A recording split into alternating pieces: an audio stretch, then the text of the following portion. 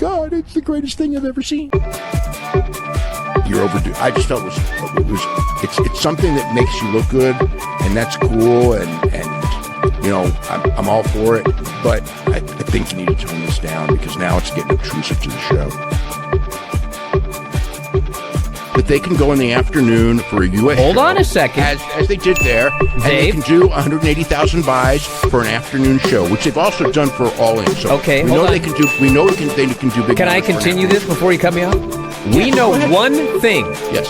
We know it might have done well because it went on first. I'm not saying it would. Here's my thing, Dave. But here's okay. Wait. Okay, here's the thing. Oh my God! It's the greatest thing I've ever seen. I mean, it didn't mean anything to me. It was just a match. That's the problem, Dave. It should mean something to you. Give him a quick squash win just to show that, like, you know, he's not a loser.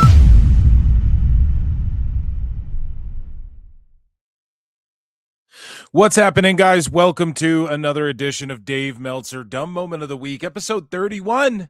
In this week's edition, Dave Meltzer defends CMLL from that evil Undertaker and Rey Mysterio's comments about CMLL.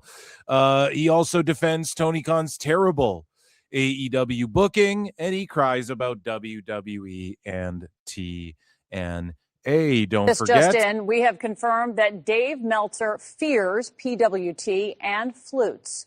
You can get bonus episodes of Dave Meltzer Dumb Moment of the Week over at patreon.com/ProWrestleTimes. That's patreon.com/ProWrestleTimes. If you're live in the chat, make sure you vote in the poll. Which company do you think is hotter right now, or companies? WWE/TNA/AAA or AEW/ROH/CMLL. I am, of course, Phil S. Mark. And let's just dive right into it without further ado. Ladies and gentlemen, I am going to need to see a whole bunch of flutes in the chat because it is time for everybody's favorite segment turned show, and it is called Dave Meltzer's Dumb Moment of the Week, featuring Bryan Alvarez. So this week we have a bunch of clips to go through, pretty much. There's only a couple posts to read, and everything else is just clippity clips from Dave Meltzer's show. What I like to do is start with star ratings. So this was pretty funny. This was a Dave Meltzer botch, and this happened last week or the week before, end of last week, whatever. Wrestling Observer newsletter. Dave Meltzer's rated Will Ospreay versus Mark Davis from Dynamite 5 3/4 stars. This is courtesy of the Drainmaker, so 5 3/4. So that would be Will Ospreay's 55th 5-star match. Okay, think about that. Will Ospreay's 55th 5-star match. Like, what the fuck? Baby, learn Meltzer Inferno. And it's the third 5-star match for Davis. So can you believe that? He goes to AEW and he's just getting 5-star. Oh my God, it's the greatest thing I've ever seen. And Drain Bamager used to be his name. It's the Drainmaker now. He goes, not a typo unless Dave corrects it. And then we look, and it gets community noted. Dave Meltzer confirmed that the rating for the Will Ospreay versus Mark Davis match from June 3rd, 2026 episode of Dynamite was 4.75 stars, not 5.75 stars as originally posted. So the fact that this sicko even believes that, like, even saw that match and went, whoa, Dave rated it a 5.75. The fact you would even think that he could have meant that just shows, like, we're operating in two different realities here among wrestling fans. And the fact that Dave had to correct it when he was telling Chris Van Vliet, I mean, you know, if I rated 4.75 and you gave it 5, that's a side tag. So why the fuck does he even care? Just leave it a 5.75. But Will Ospreay stuck at that pesky 54 5-star matches. You know what I'm saying? So is what it is, man. We move along, and Dave talks about AEW some more. And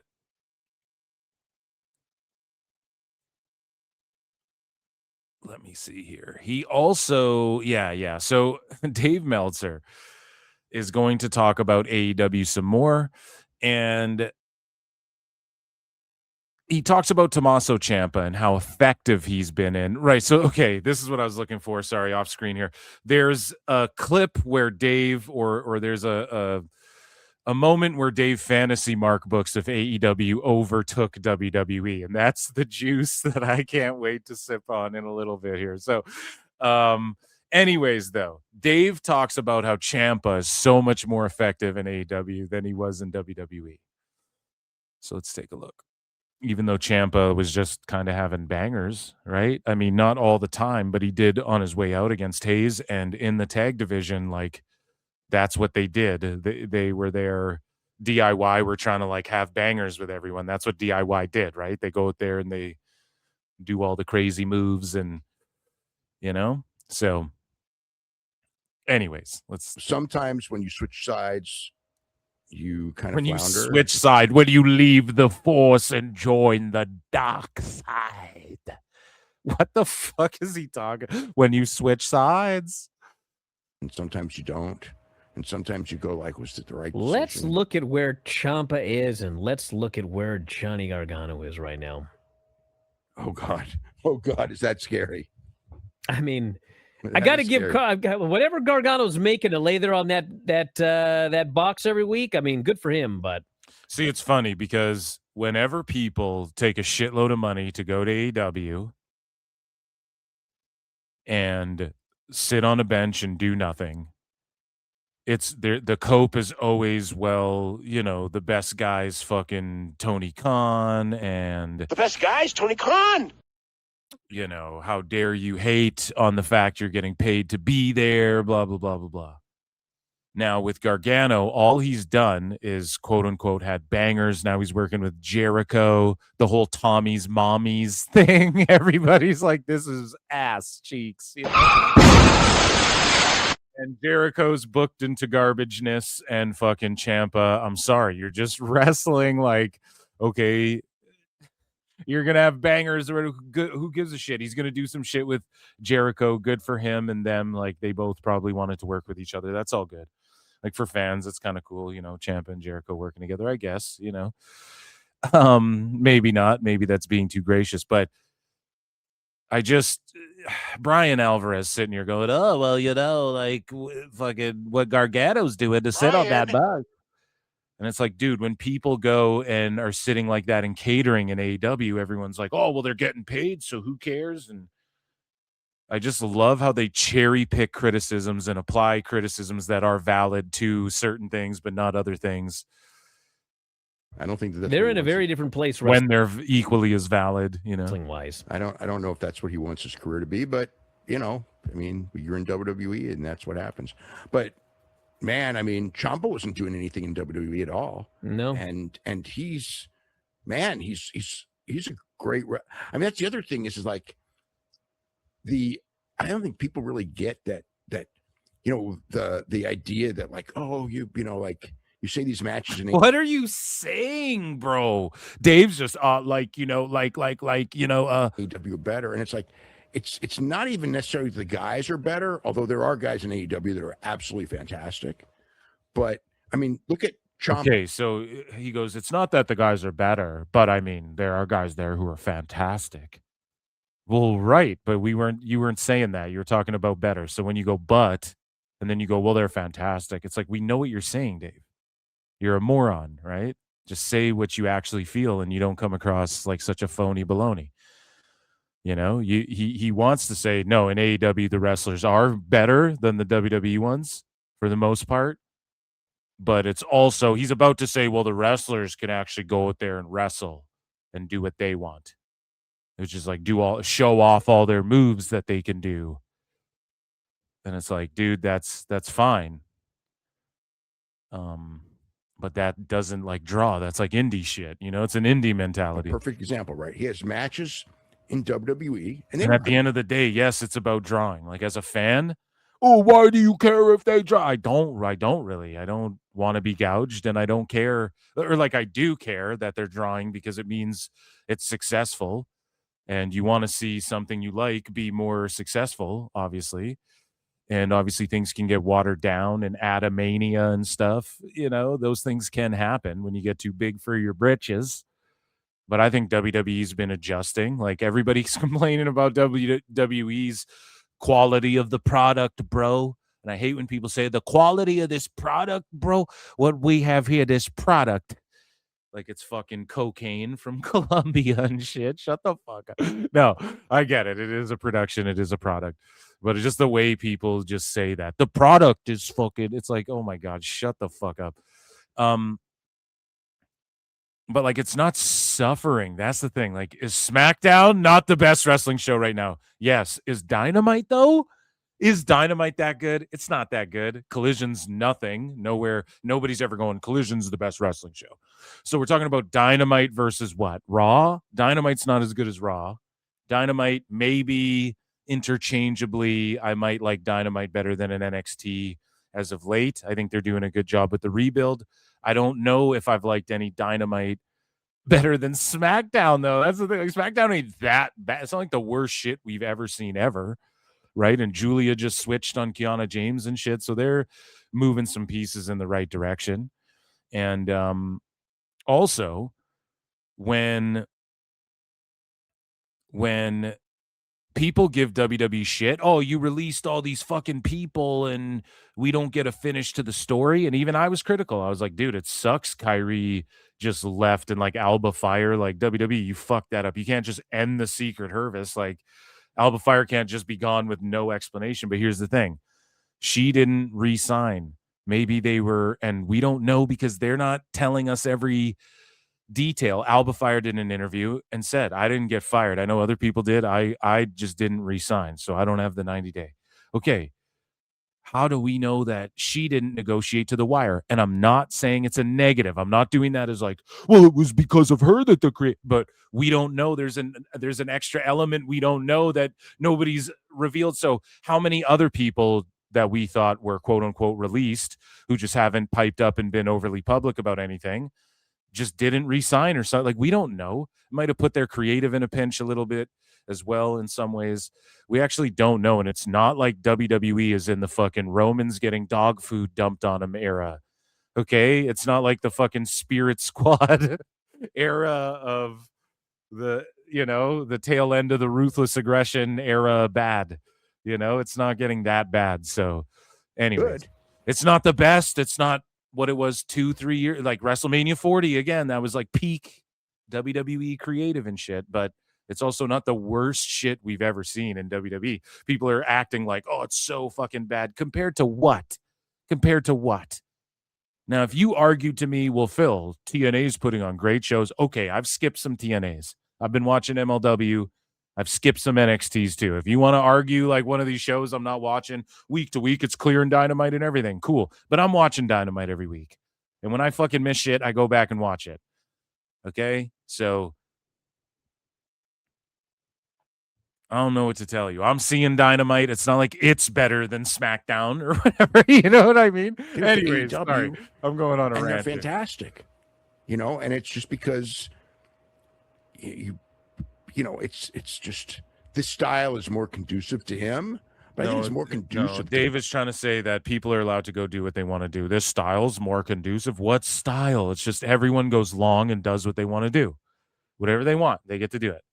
So he gets to do lion tamers on the outside of the ring and get interviewed by Shivani.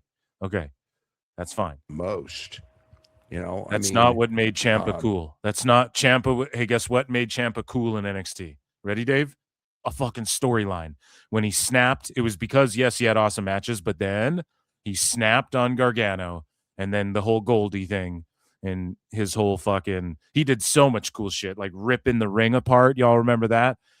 And the whole Goldie thing, that's what made Gargano next level, okay? It wasn't fucking being a jobber, getting chokeslammed by The Undertaker that one time, or Rusev or whatever the fuck. There was some angle, I think Ciampa played a lawyer, and yeah, Undertaker like chokeslammed him, or maybe JBL clotheslined him or some shit. I can't remember exactly.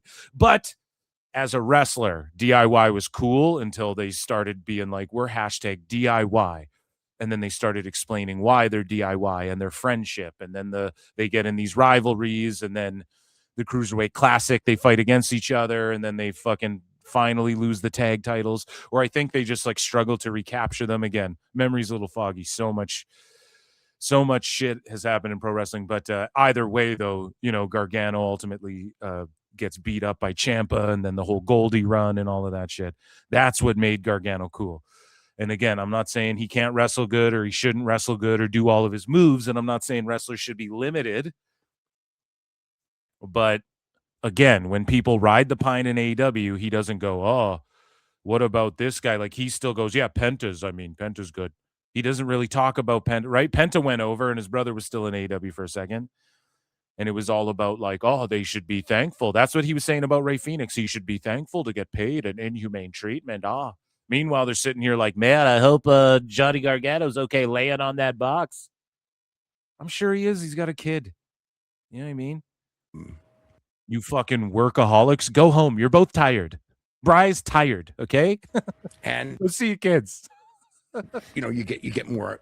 But it's not even longer matches. I mean, yeah, you get longer matches, but you're just way more dynamic. I think whatever is explosive. It's just like it's just a quicker. Explosive West Coast shit. I don't know, but man, he is so much more effective than he was in WWE.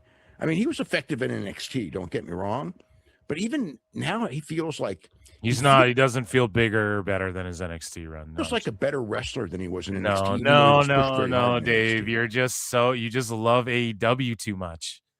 No. He's not a better wrestler because of Sometimes he was always good. It just wasn't in NXT. His role was go out there and have a crazy ass match and fucking steal the show, take over in the takeover era and shit. And then on the main roster, it was like, okay, you're having like banger tag matches essentially, right? Like you and Gargano are going to go out there and get these tag matches over with awesome wrestling and shit. Because it's like filler for the fucking weekly show, which kind of stinks. I agree. They could have done more with the tag division. I was just tired of DIY, to be perfectly honest. And Gargano could always wrestle. We saw that when he had that match with Carmelo Hayes, which if that match happened in AEW, or pardon me, Ciampa could always wrestle.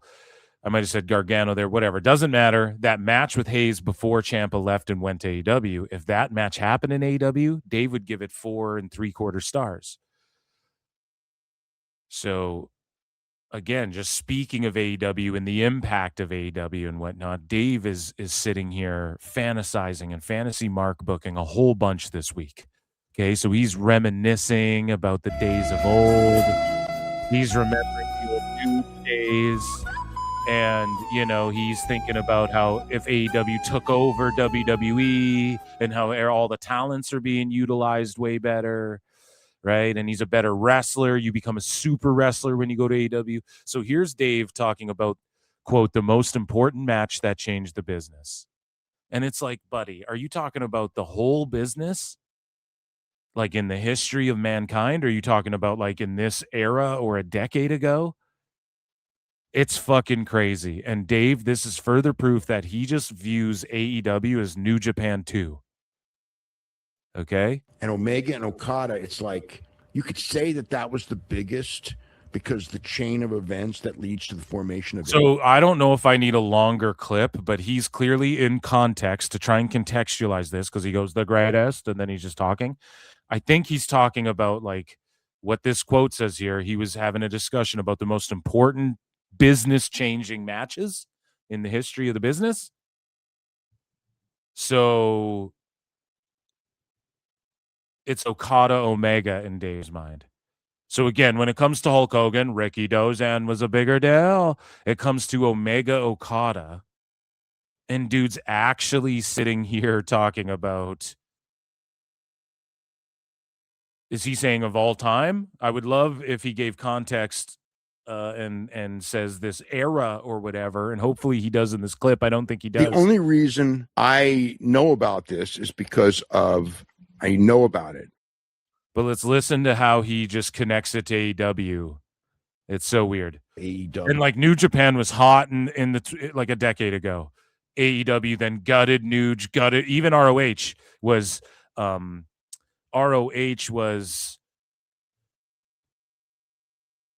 had wrestlers going there, like, okay, it was exceptional enough to where, let's say you're a Cody Rhodes, you could go to ROH, make some waves in America while doing shit in like Nuge and on the indies and all of those sorts of things.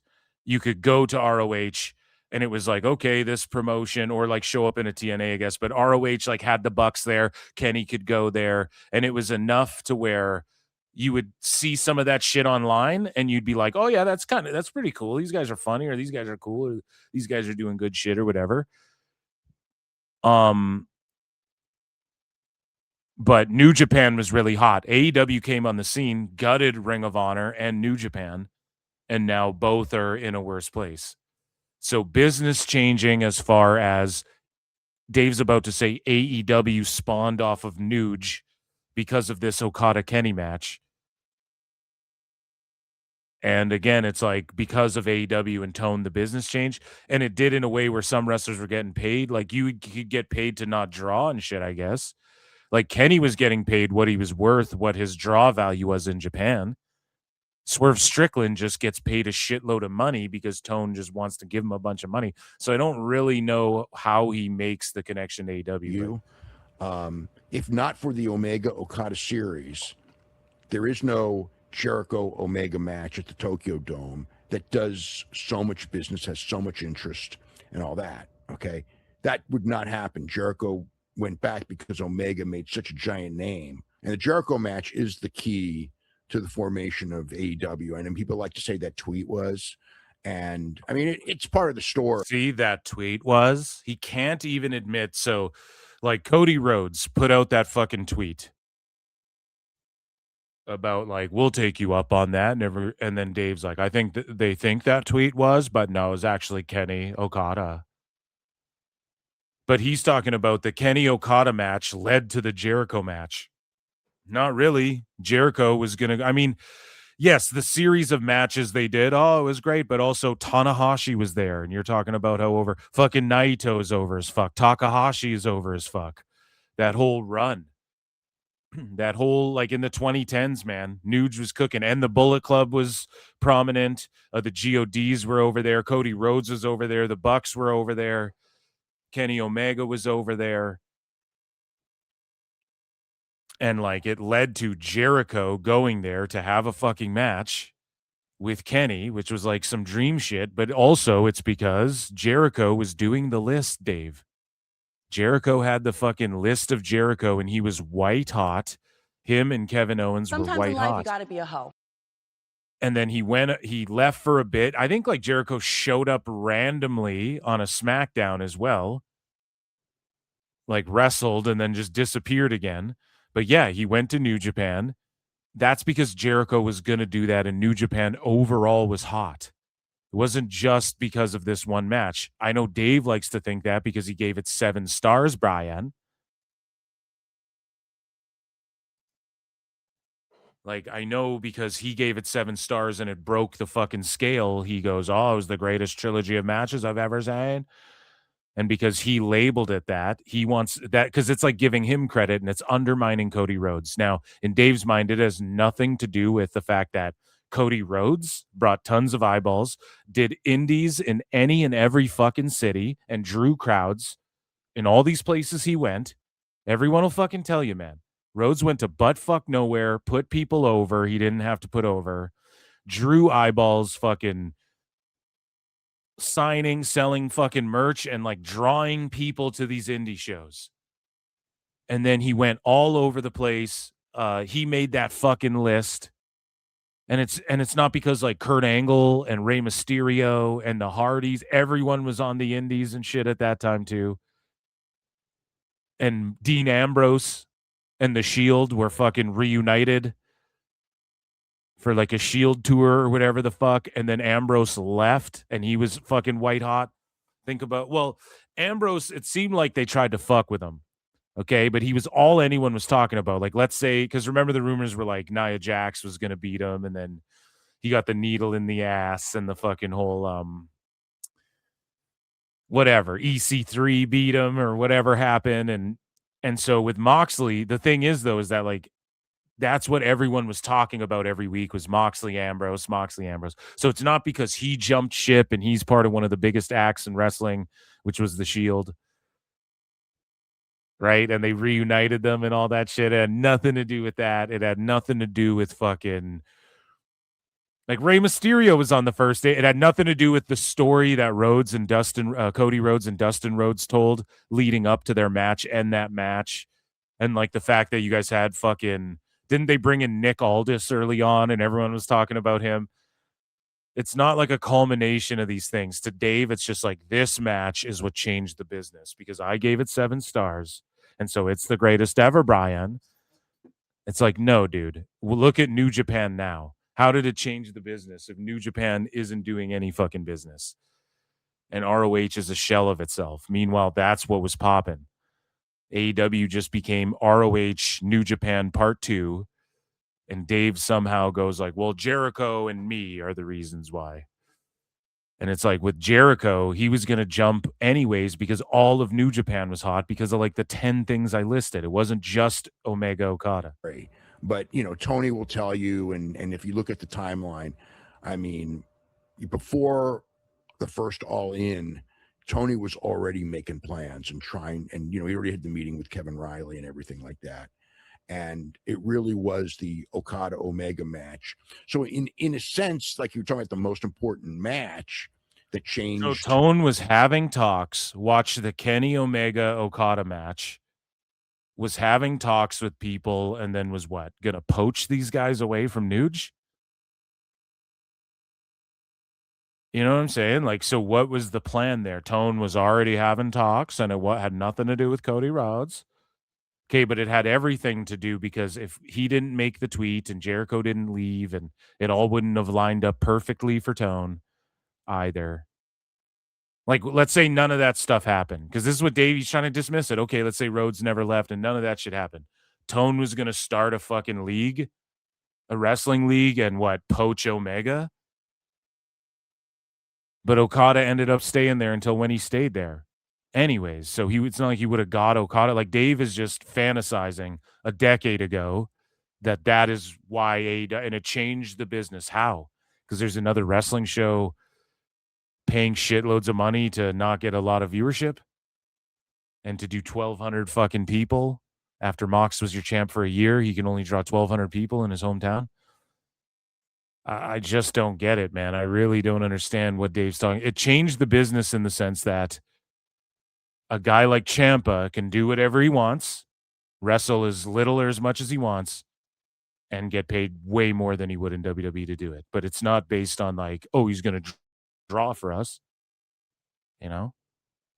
Swerve can make more money than he ever dreamed of, but it's not because he's selling pay-per-views and selling out buildings and selling out TVs. It's because he's off TV most of the time and just kind of shows up and has a match when you need him. He's in this tournament, I guess, but he hasn't been really prevalent on Dynamite as of late and whatnot. So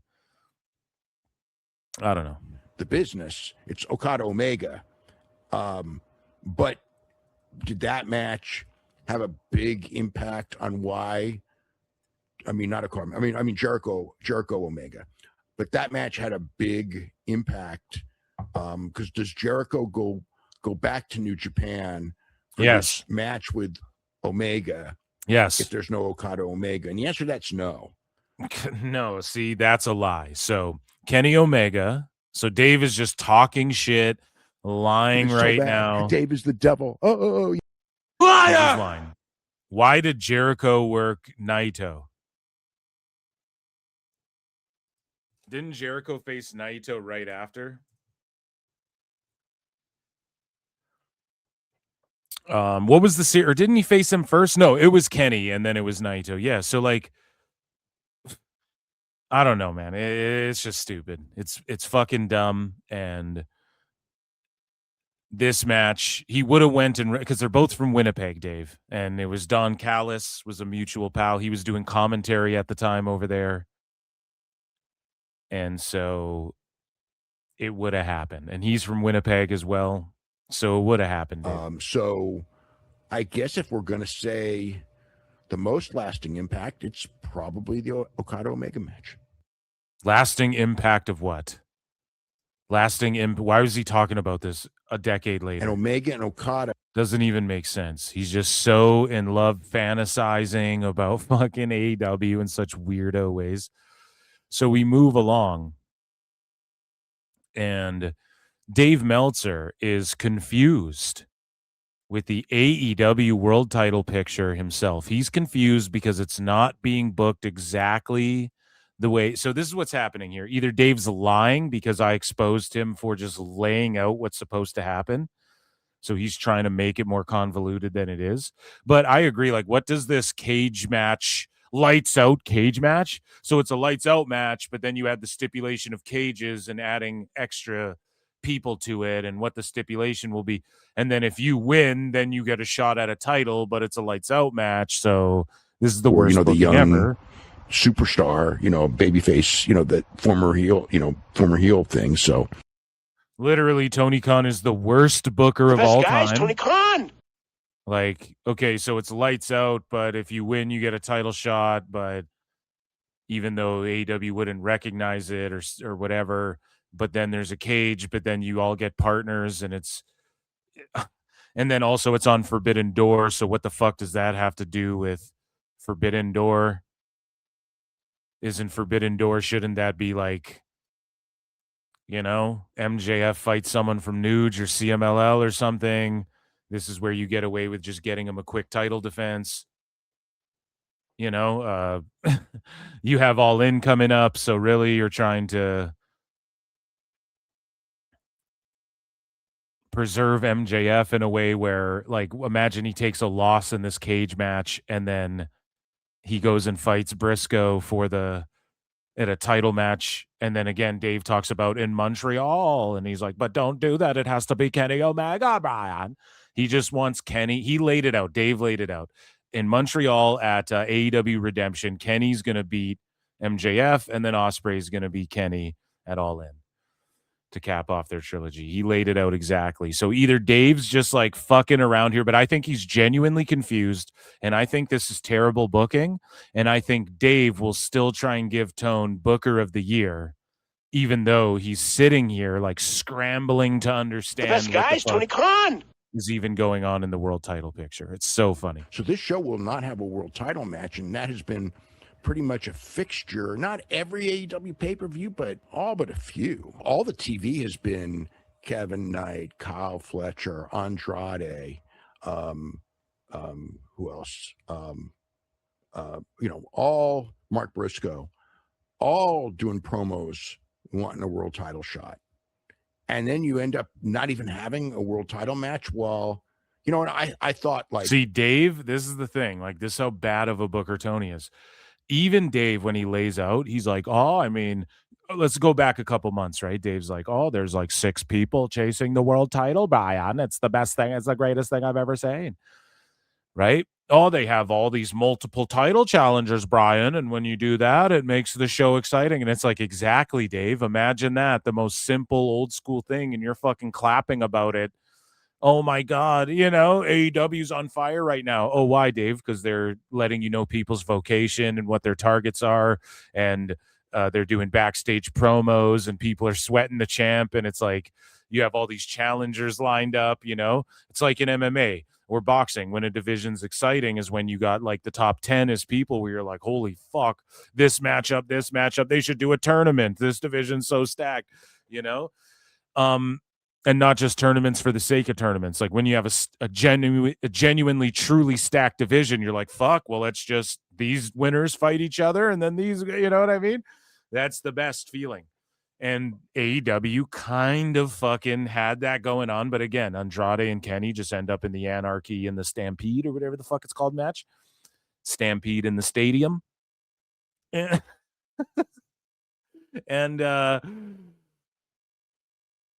so it just kind of becomes an afterthought. And then Mark Briscoe out of nowhere shows back up on TV. Like, yes, he's on Collision or whatever. They just bring him out when they need like a glorified jobber. Again, Mark Briscoe will like get wins in random whatever matches.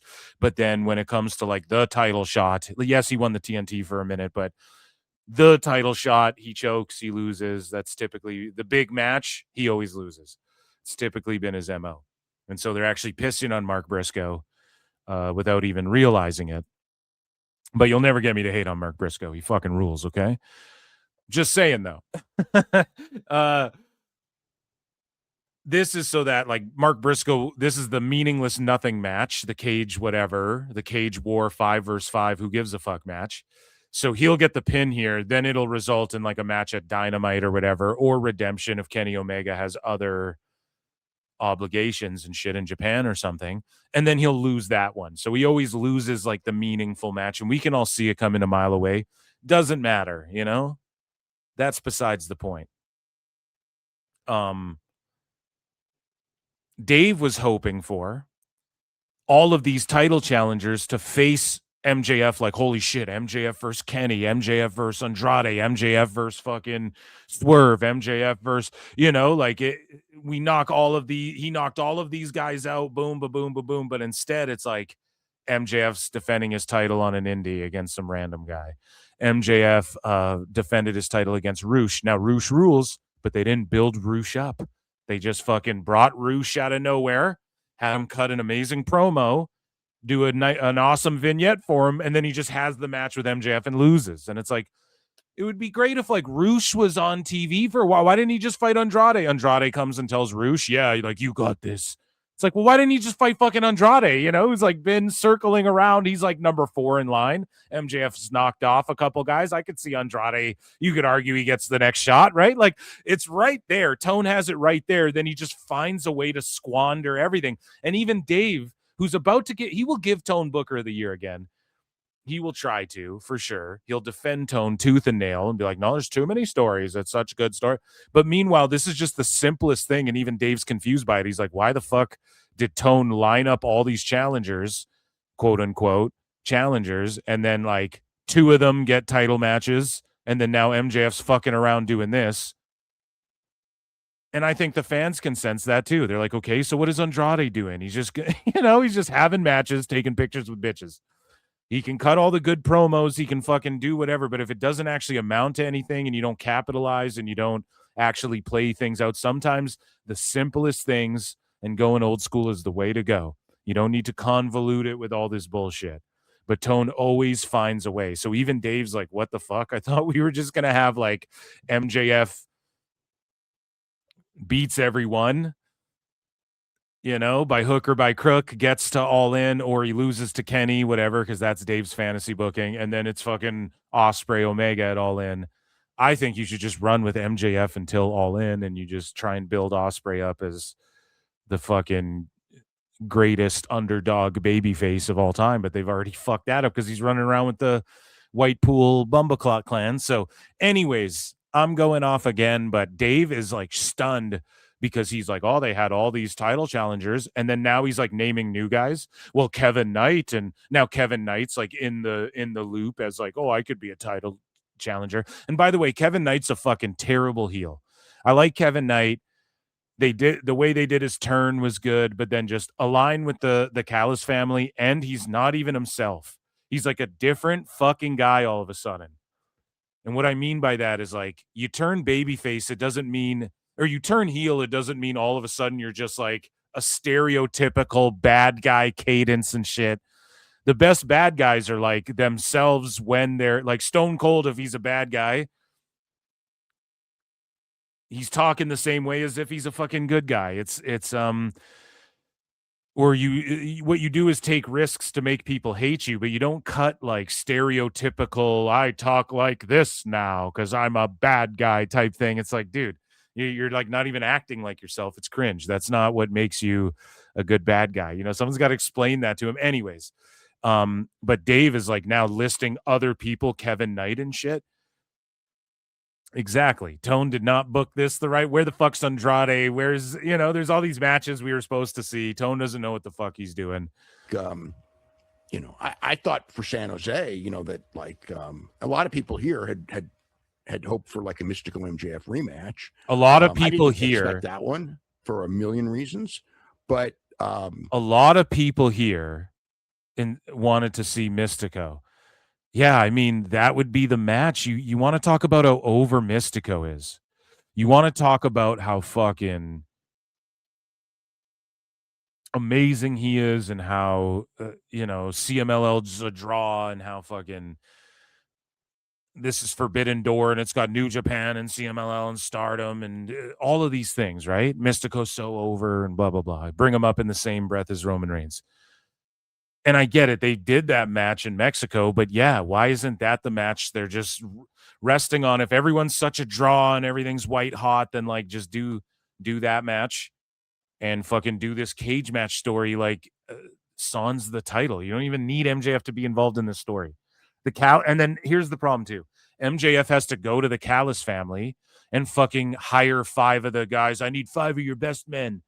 Why isn't just like Fletcher in a storyline where him and 5 of his Callis family compadres are going after Takeshita for that title, and he shows up because it's Forbidden Door with 5 of his Nuge or like guy, because he's a triple contract guy, right? He's contracted to CMLL. So why isn't it like Fletcher in this story versus Takeshita, and Takeshita pulls up with like Briscoe and then someone from Nuge, then someone from CMLL, like one person from, and really open the Forbidden Door, and then MJF can just wrestle Mystico or whatever the fuck. Like that would be way better. But again, Dave's trying to fucking rack his brain, Brian, around Tone's terrible booking.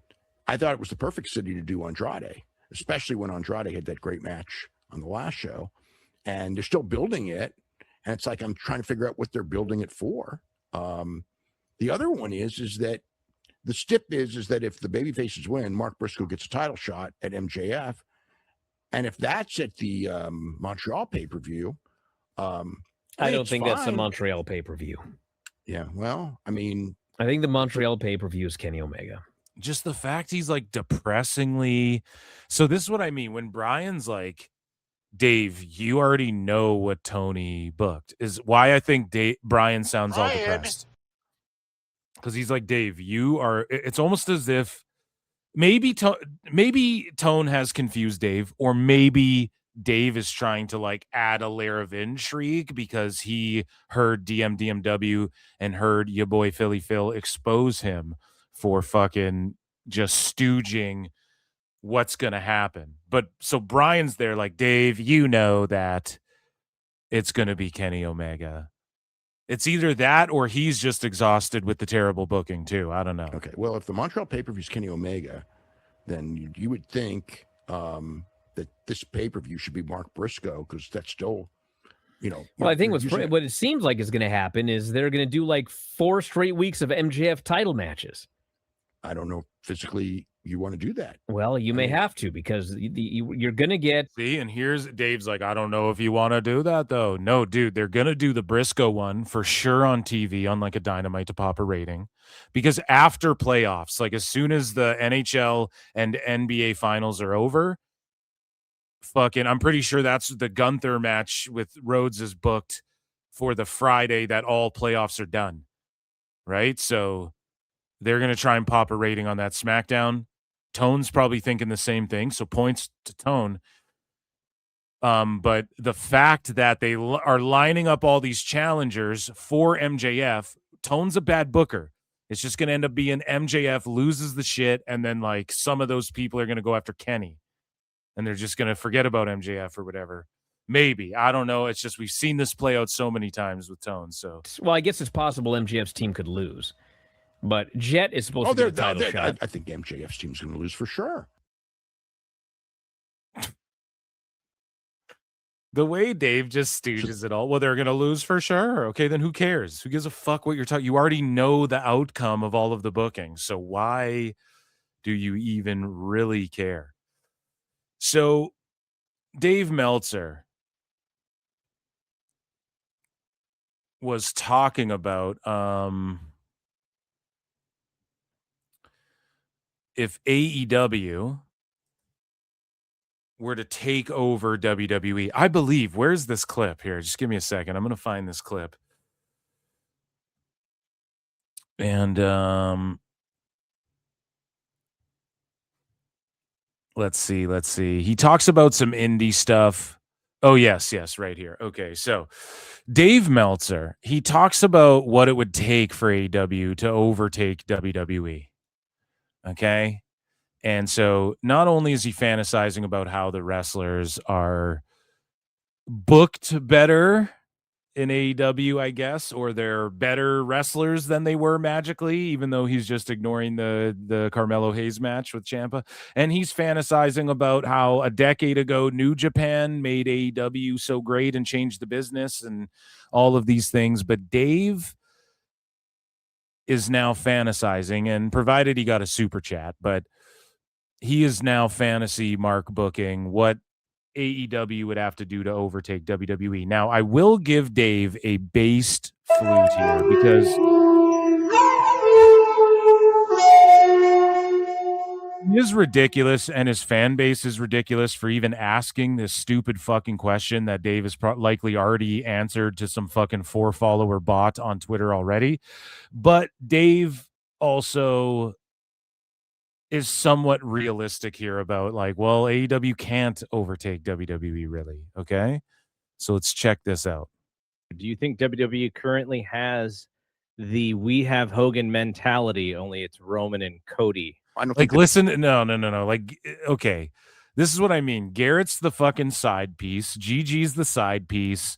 He just butters Dave up, tell him what he wants to hear, doesn't actually read the fucking question because he doesn't want to get Davey all upset.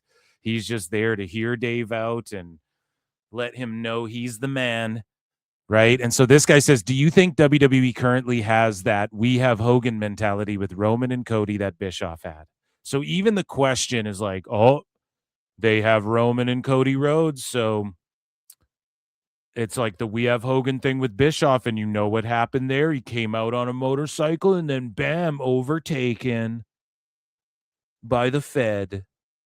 Meanwhile, WWE's conquered everyone. Like WWE was on top, and then WCW out of nowhere put them on their back foot and almost put them out of business, and then WWE conquered them. Okay? So it's not like AEW's ever had WWE on their back foot to begin with. Ever. Not once ever.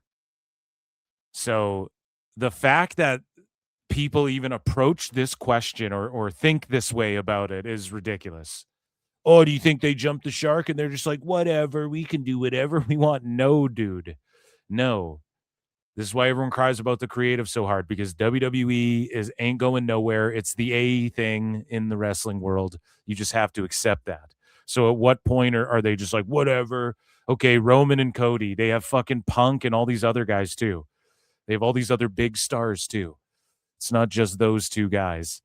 And it's not like AEW's even in the proximity. Like WWE and WCW was at least neck and neck. Like WWE did get slapped around for a while, but they were on top, and then WCW slapped them around, and then they went back and forth. They went back and forth a bunch of times. WCW beat them more than 83 weeks. Just people remember the 83 consecutive weeks, right? So, and then WWE prevailed. At no point is AEW slapping, and they were slapping NXT around, which was another super indie show / developmental. So I'm glad you guys fucking had that time. I'm glad that they did well, and they're slapping NXT around again now. But at no point is this even comparable to WCW in the Nitro era. Do you think WWE currently has the "we have Hogan" mentality, only it's Roman and Cody? I don't think that they think as long as we have Roman and Cody, we'll always win. I don't think that that's it. I think they have the mentality, and they're probably right, is as long as we are WWE and we don't fuck up, we'll probably win. Okay, but you guys say that you fuck up all the time, and then even Dave's like, we'll probably win. Probably win what? This is the problem. Like, Dave will go out and say things. Oh, there's no war. It's the challenger. I mean, yeah, it's nobody's done this since WCW, and there is no war. And what study and learn, baby, learn. Meltzer Inferno. But then the way he talks, oh, they'll probably win. There's like, what are you trying to say? There's a war with them? Road Dogg, who worked there. Because you don't work there, Dave. Road Dogg, who worked there, was like, yeah, they just looked at it like, okay, that's another money mark doing a wrestling project. And they're not at war with anyone. Okay? And Dave's bugging the fuck out when he says shit like this. And he just lets it slip, like how he really fucking thinks and the mentality is. And he goes, yeah, they do have that mentality. What the fuck are you talking about? Right, is as long as we are WWE. The implication of that question is they're going to collapse then soon. That's what the question was implying. It was asking, do you think WWE's in that phase and they might fuck up? Is what that means. I have Hogan, everything's all good. Eric Bischoff mentality means you're about to fucking go downhill after you don't really put any effort into the creativity. I don't think they're not putting effort in the creativity. I think that some shit that really hits like Wilson and Danhausen and the Bloodline stuff, there's a huge fan base that fucks with that shit. And I just think that not everything's hitting the way. And some of that could be because of playoffs too. I don't know, but it seems like the last few years, WWE kind of like phones it in around the playoff season, but maybe I'm just making that up. I don't know. And we don't fuck up, we'll probably win. And the one thing is that with Levesque's booking, the thing that, everyone has to realize on this is that kind of booking, you never fuck up. You might get a little boring and a hot person might catch up with you, but it isn't like WCW. You know what I mean? When you outwardly just absolutely completely fuck up. That will never happen. The disdain and the lack of connection to the audience that WCW had at the end, they don't have that.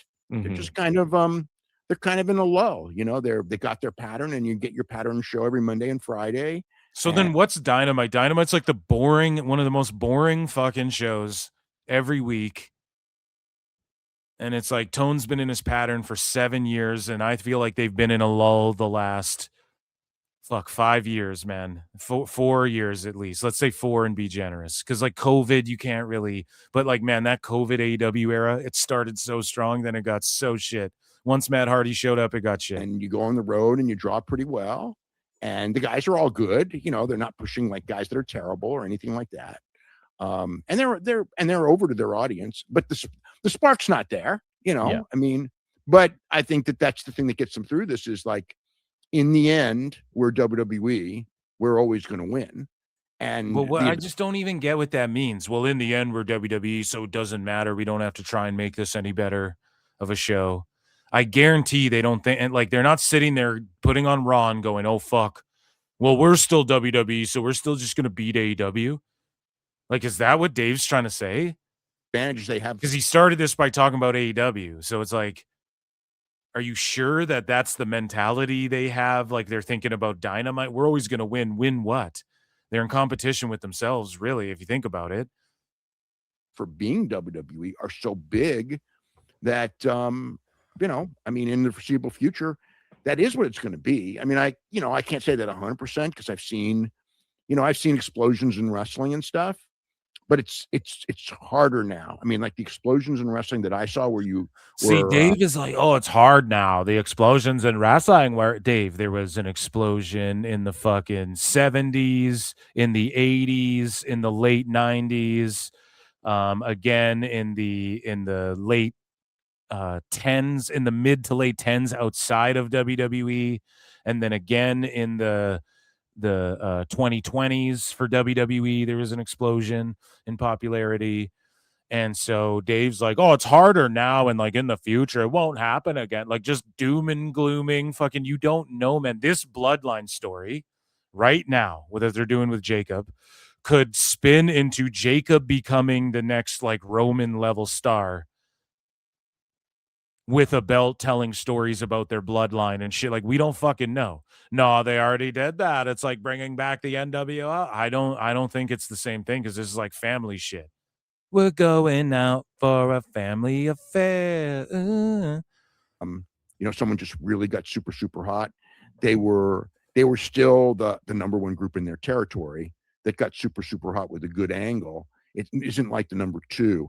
And the only example, like I said, that we have of the number two becoming the number one, which was WCW in like 96, 97, it was because they got Hulk Hogan and Macho Man and, Hall and Nash and people like that. So they had the star power edge, they had which was, Piper. And the NWO ruled. Had the star power edge. It's like for AEW to fully take over, they got to sign Roman Reigns and John Cena and people, and it's just not going to happen. So at least Dave, like, again, I gave him a bass flute. I'll give him another one. Like, he is reasonable in this clip. Like I told you guys, he was going to be fairly reasonable. And thank God he said that, because you need some of these sickos to understand what he just said. Like, it just ain't going to happen where they overtake or anything. They'd have to sign all these guys away. Or what did Dave say? The angle. And I know that because here's the thing, when AEW started, they brought in some of the guys from outside of WWE who were hot, like Cody Rhodes and Kenny Omega and shit, but also Rhodes was in WWE before. And they had fucking Goldust. They had Rey Mysterio at the first ever show. They had fucking Chris Jericho came over. Dean Ambrose came over right away. A bunch of guys came over right away. So Tone could have done that. He could have done something like that. In fact, when he bought ROH, he should have had a bunch of ROH guys go, we're invading this AEW bullshit. And then what he should have done was absorbed all of ROH's titles with his AEW titles. Like, all the ROH guys show up, and then he has his world champion absorb that, right? You just Vince him, whatever, and then you rebrand and restart ROH anew once the invasion, quote unquote's over, as like your version of NXT with the retro aesthetic, reintroduce the belts. Like, this is the new ROH. It looks old school, but it's fucking the new ROH world title and shit like that.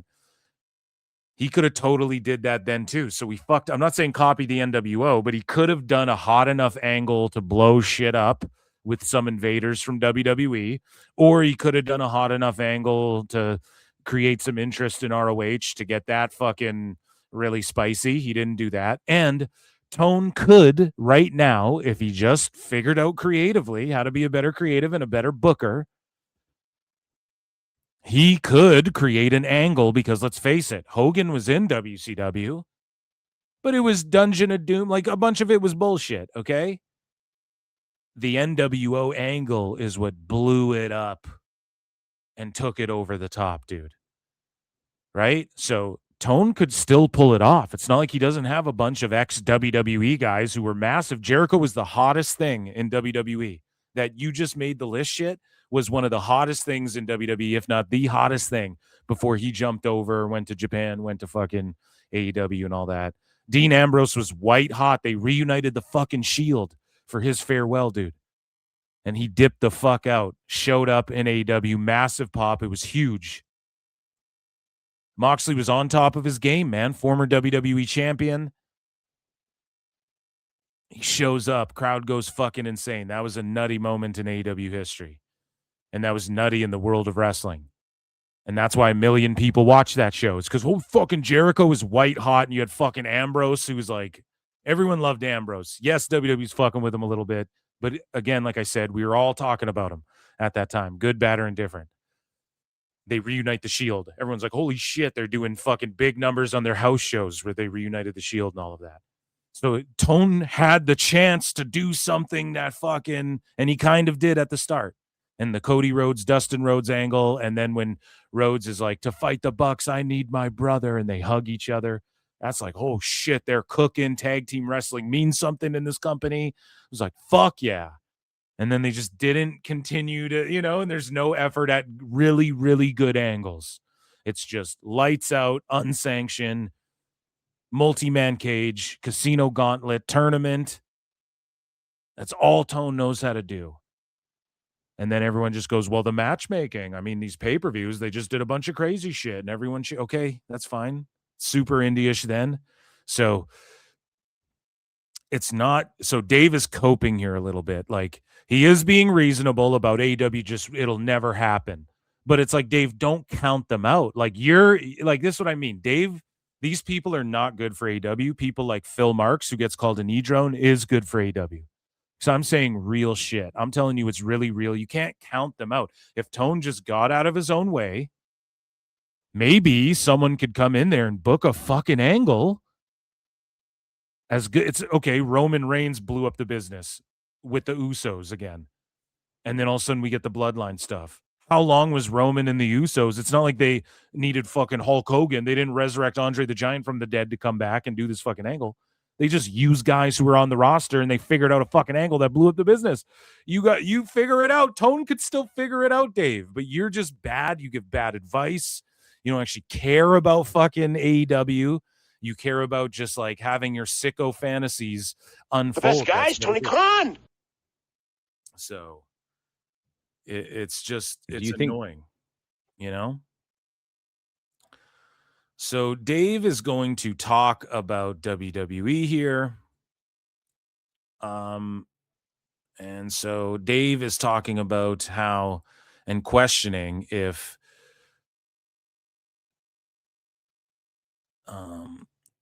so Dave Meltzer, oh yeah, this is where I want to go.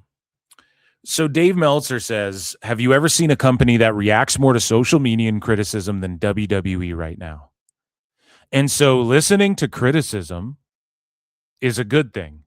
What Meltzer's trying to do, like Meltzer thinks he's slick. He's one of these dumb guys who thinks everybody around him is stupider than him, is more stupid than he is. And so he does this shit where he's like, oh, have you ever seen a company react more to social media than this company right now? He would never say that about any other company. Tone has responded to 8 follower marks about Mina Shirakawa's theme music.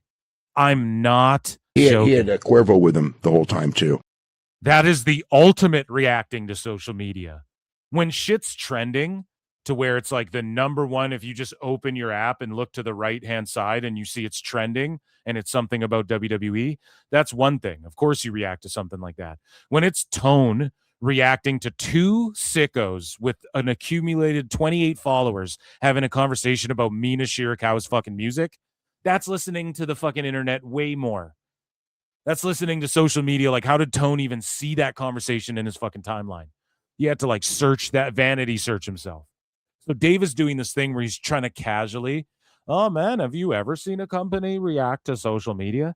So reacting to criticism's a fucking bad thing? Isn't that a good thing?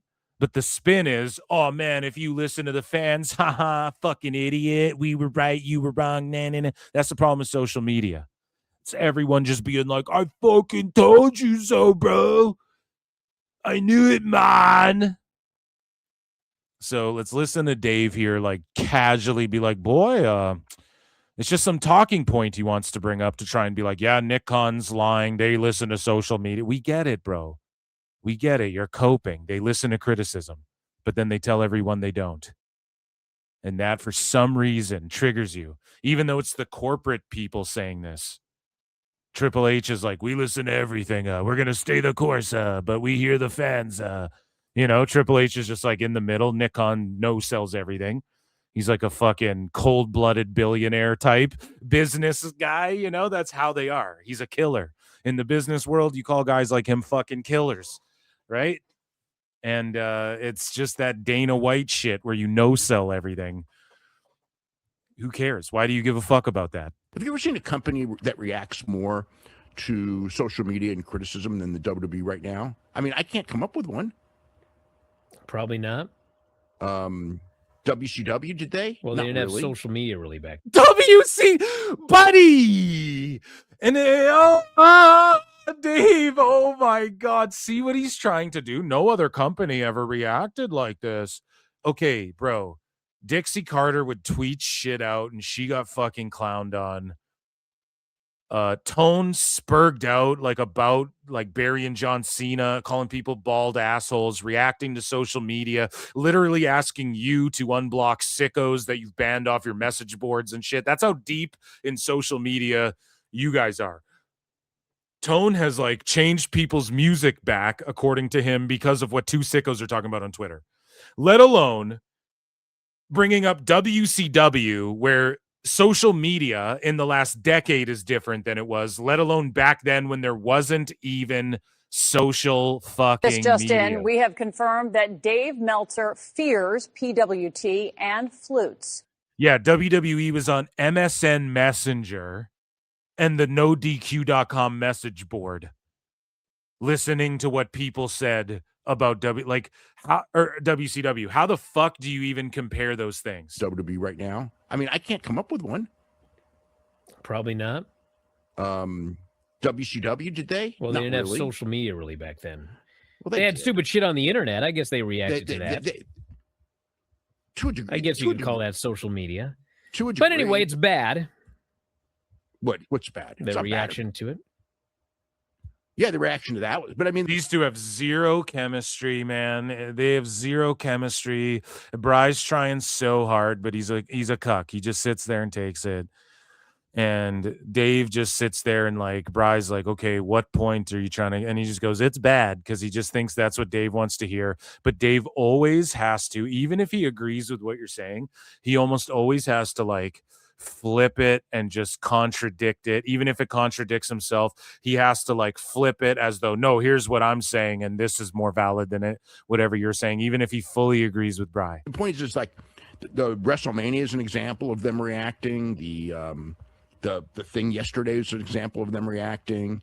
The thing at WrestleMania, the thing yesterday. Why don't you name these things so we know what you're even talking about? I mean, how many times do they go on there on their own shows? I mean, like that time when how many times do they go on there with their own shows? I mean, that time with the, wait, what? Did you just completely change course? How many times do they go on there on their own shows? Well, every time, because it's their own shows. with Randy Orton, right? Where they had to go in there and go, Randy Orton's not hurt. What are you talking about? And then 5 minutes into the match, they go, oh, by the way, we've heard a rumor that Randy Orton hurt his back, because they were, you know what I mean? It's like, see, Dave is trying to be like, oh, well, we heard about his back injury or something. I don't know what he's trying to get to there, but I guarantee if we go back to when he's talking about, I bet you he's talking about some shit. Here's the thing, dude. They're just trying to kayfabe work people, Dave, and you get triggered by kayfabe. So it doesn't matter if they're like, nope, his back's not hurt, he's competing tonight. And then on the show, they go, we're hearing rumors that his back's hurt. Yeah, because they're kayfabing. That's the fake wrestling show. It's not real life hockey where a guy twists his ankle and they go, we got word he twisted his ankle. He's in the trainer's room. He's not coming back. WWE goes, oh, no, he's not hurt. And then in the match, they go, he's fucking hurt. Oh, no, because it puts heat on the guys fighting, and it's a fake show, Dave. Right? So it's like you're watching a TV show and someone's a murderer. And like in real life, the guy's not really a murderer, but then they call him a murderer on the show because it's CSI and he's playing a murderer. You know what I mean? Like you're triggered by fucking fake whenever Michael Cole and Barrett say shit, he gets mad about it. And it's like, Dave, they're kayfabe right now. He thinks like the commentary and everything everyone says there is real, but then it's like a worked fight, and he just pretends it's real in his brain. It's fucking mental. I mean, it's like, what the hell? You know, Dave is so bad. Dave is how the devil. How many times do they go in there and most of the time it's inaccurate. Go like, oh, you know, this person's not really injured. You know, how many times do they go on their TV show and go, oh, this person's not really injured, and then it turns out they're injured? Yeah, it's a kayfabe. So this is what they do, Dave. Right? They take real shit and they take fake shit, and then what they do is they pretend and then what they do is they kayfabe up and they pretend like real shit happened on the show, even though that's the fake time it happened. Like, you get what I'm saying? Let's say fucking Dom sprains an ankle training. So then they have him come on TV and then he sprains his ankle on the show. And then they go, oh my God, did you? And they work it into a fucking angle so that there's heat and that things happen on their TV show. What Tone does is he writes the matches down quickly in his hotel room. He texts them over to Dave. And then as soon as Dave gives the okay, he fucking jumps in front of a camera and wherever there's a light and he goes, oh, John Moxley's storming around the building and he's angry. He wants a match. Oh, fucking Sari is injured, came all the way from Japan, so I pulled her next to the fire escape to fucking tell you guys that she can't wrestle tonight. Well, why don't you put that on the show? And I say it all the time, put it on the show.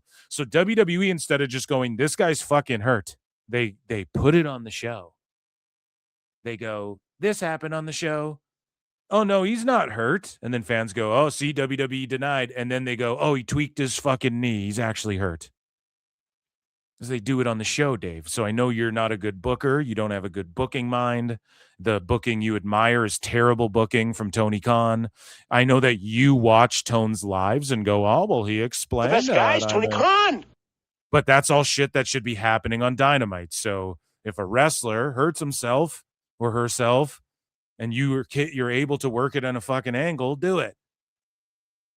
Because how many times apparently Jacob Fatu is banged up and is hurt, and he just is a tough son of a bitch and worked that Roman match, and they didn't let on that he was hurt at all. And they're not letting on that he's hurt at all. So they're not doing what you're... How many times have they done this thing? How many times have they not done that, though? Probably more. And it's literally a nothing burger. You know? It's a nothing that Dave is talking about. And like, oh, Orton's back is hurt, but he denied it. Well, fucking buddy, he's hurt. Everyone knows that. His career almost ended. His neck, his back, and his crack is fucking... No, he is banged. He's hurting, dude. It's like saying, well, John Cena's back is fucking 100%. It wasn't. He was working hurt. Any other person would go, I ain't going to work today. My fucking back. Cena went out there and did his thing. Orton goes out. Orton's been gone. He's working through an injury. Yeah, since his career-ending injury, guess what? He's been working through that almost career-ending fucking injury he's going to for the rest of his life. So that's why he takes a bunch of time off, then comes back. Dave's just like coping about them doing kayfabe. It's embarrassing, Dave. You should be embarrassed. And they are really injured, or this thing that they tell you in social media, you know, whatever. I mean, they do that. They do that constantly. I've never seen a company react so much. No, it's not reacting to social media. So a wrestler, like, okay, if we go back to the ECW days or the indies right now, a wrestler's never been like hurt working out, and then they go and do an angle quickly on TV where the guy has got to take one fucking bump, or, you know, they work his arm over and then he's got a legit arm injury, let's say, and they fucking, you know, they go, okay, we're going to work this into the show. Can you show up and do this? You had fucking wrestlers missing legs. That was Brian Pillman's whole shit. What are we talking about? No, but like, this is just crazy to me, right? I mean, you can hurt yourself working out, and then they go, he hurt his fucking triceps in the ring, and then you get heat on a guy. This is like the oldest thing ever, but Dave's now making it about social media and talking about WCW on social media. Crazy. And then go in there and say, we never react, you know? And it's like... And then go in there and say, we never react. No, Dave, on the fake TV show, they don't say we never react. Nick Khan, when he's talking to billionaires who don't know shit about the IWC or your stupid ass, they've never heard of you. And if they saw you talk like this, they think you're a fucking mentally ill goof, a mush-brained goof. Yes, Nick Khan says we don't react to social media. It's smart. Look, it's really smart to not react to most of social media because they don't know what they're talking about. But... they react to that too. Who cares, bro? So reacting reacting to the fans and shit is not a good thing. Okay, got it, Dave. I guess that's why Tone fucking books. He's anti-fan. The people who would watch the show book shit that they don't like. I guess that's the methodology here in Dave's mind. It's just like, you're mental, bro. So Dave goes on to talk about how WWE is the most profitable they've ever been, but still they're the shits. They're swimming in money. They can't lose money. They're the most profitable they've ever been. So when it's Tone, oh, he's making all this money, hand over fist, how dare you? I mean, if they're making money, the creative can't be all that bad. He said that before, either a year or two ago. He's like, well, if they're making all this money, Tone's doing great. I mean, everything's up. So then why do you sound so depressed when it's WWE that's doing it? But they are, they're making unforced errors. And like this one's a big one. They're making unforced errors. They're very much, I mean, they are reminding me in a lot of ways. In fact, somebody even brought this up. It's like, it's not like last year when people were doing, oh, it's about AEW. It's 2000 WCW, which was totally preposterous. But this is... Dude, AEW... was entering WCW 2000. Like WCW 2000s drew more than AEW does now. Learn, baby, learn. Meltzer Inferno. Mox had his big homecoming in a building that seats, I think, 15 to 1,700, and he drew 1,200 people. Poor people don't like AEW. So, yes, you could argue it's worse than WCW 2000. Just because the fucking... Well, no, that's the thing. In WCW 2000, man, the cruiserweights were going off. And it's not like Stasiak couldn't work and Sean O'Hare wasn't awesome and fucking... It's not like Buff Bagwell was out there having stinkers and They weren't doing triple cages and shit. Tone's doing a fucking 12-man cage match or whatever. And it's going to be hardcore with tables and weapons and all that shit. It might as well be the triple cage, you know? You want to single out the David Arquette thing, okay, but like what were the cruiserweights doing then? They were doing all these flips and crazy fucking matches too, dude. So I don't know, man.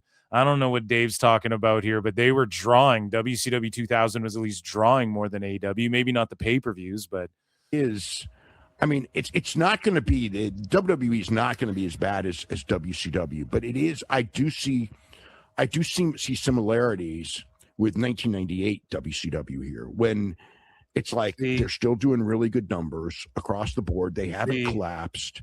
They haven't collapsed. There's no evidence that they're going to collapse. Dave's going, they're down from their peak. But meanwhile, he'll say AEW's up in every metric and the viewership because Max. And if you look at so they're not down from their peak, Dave, doing 1,200 fucking people. And WWE's down from their peak. Like they're fucking 2% down from their peak. They'll just bounce back. Like they could bounce by next year. They could be above or at the same peak that they were at. They're still doing 12,000s for Raw, 9,000 fucking people at SmackDowns that everybody's saying so shitty. So they're down from their peak. What was their peak? Having 19,000 at Raw? They can't do that all the time, Dave. Nobody can do that all the time. So it's like they're down from their peak, and it reminds me of WCW 98. So the Spirit Squad, 2008, 2009, 2013 WWE, and even 13, I mean, come on, WrestleMania became, so maybe a little bit before that, like 2011, around that. So that wasn't on the verge of collapse or anything like that. Because saying WWE's, it reminds me of WCW 98. So that means that in a year or two, they're going to collapse and go out of business, is the trajectory they're on. They're not even close. In no metric are they headed in that direction. And at no metric are they headed down that road down there. In no fucking way, shape, or form are they headed in the WCW 98 direction, where 99, 2000, they fall off a cliff and die. That's just not at all where WWE's headed right now. This is complete and utter cope, and I can't believe he's even saying this. Meanwhile, AEW is headed in the fucking TNA direction, where they're going to end up on fucking the Pop channel or whatever, Destination America. Their peak, but you can just see that they are pressing, that they are second guessing, they are making changes where they don't need to have changes. I don't think they're second guessing. I think people are hurt. You don't know the inside story. I think people like Alba Fire fucking didn't renew their contracts, and a lot of people thought that they were fired, but I think more people pulled like an Alba Fire than we realized, and that changed the course on, I think, family emergencies with Asuka and Kyrie, or whatever's going on with Kyrie. We haven't heard from her, but like Asuka, and I don't want to just say it's a family emergency, but something happened in Asuka's life where she just had to go. I'm assuming there's some sort of family related, right? What else could it be? Some sort of health or family, and best energies for Asuka and Kyrie and stuff. But like, I think more things happen like that, and TKO is meddling, but TKO's going up and up and up. Like fucking Shania Twain, up, it only goes up from here. Right? I think they're going up and up, and their stock and everything like that, and that this is the opposite of WCW, because they're not going to collapse anytime fucking soon. And Dave is just super coping. There's too many cooks in the kitchen. I mean, I see. There's too many cooks in the kitchen. But then Dave goes, Levesque's booking. But the people who work there, like, things are out of his hands. Some of it's TKO. TKO wants certain things for PLE, and he has to PLEs, and Levesque has to balance it. So Dave will sit here again when it fits his bullshit, fake, made up on the spot narrative that there's too many cooks in the kitchen. But then when someone gets fired or when there's bad creative, it's Levesque. In the last clip, he was going, Levesque's booking, putting it all on Triple H. But now it's there's too many cooks in the kitchen. I see the signs of the problems. Now, it's not going to... And they're second-guessing themselves. Name a thing they second-guessed. Up like WCW. The company's so ridiculously profitable. So Dave goes, "Oh, I see the WCW 98, but no, they're nothing like WCW." Then why bring up WCW 98? It's just cooked. And it's why is he doing that? Again, as your boy Phil S. Marks has pointed out innumerable times, it's because what Dave's narrative is, or what his agenda is rather this year, has been taking criticisms that are fair, that have been levied against AEW for years, and now he's trying to put them towards WWE. He's projecting them onto WWE now where they don't fit. Okay? So we move along, and Dave is questioning what's going on with Ilya Dragunov. And let's see. And again, we can't even get into the goddamn clip because I have to preface it. If there was a wrestler who wrestled like Dragunov in AEW, and then he was on the bench, and people are like, well, we want to see Dragunov, Dave would defend it. Well, I mean, Dragunov, he's making more money, and he puts on bangers, and I mean, he's elevated from WWE, Bryan. But because he's in WWE, they're like questioning what's going on with him. It's like this big question. Nobody who gets benched, and yes, Dragunov's being benched right now, but nobody who gets benched in AEW, it's like sit there and fucking take it and love it, Bryan.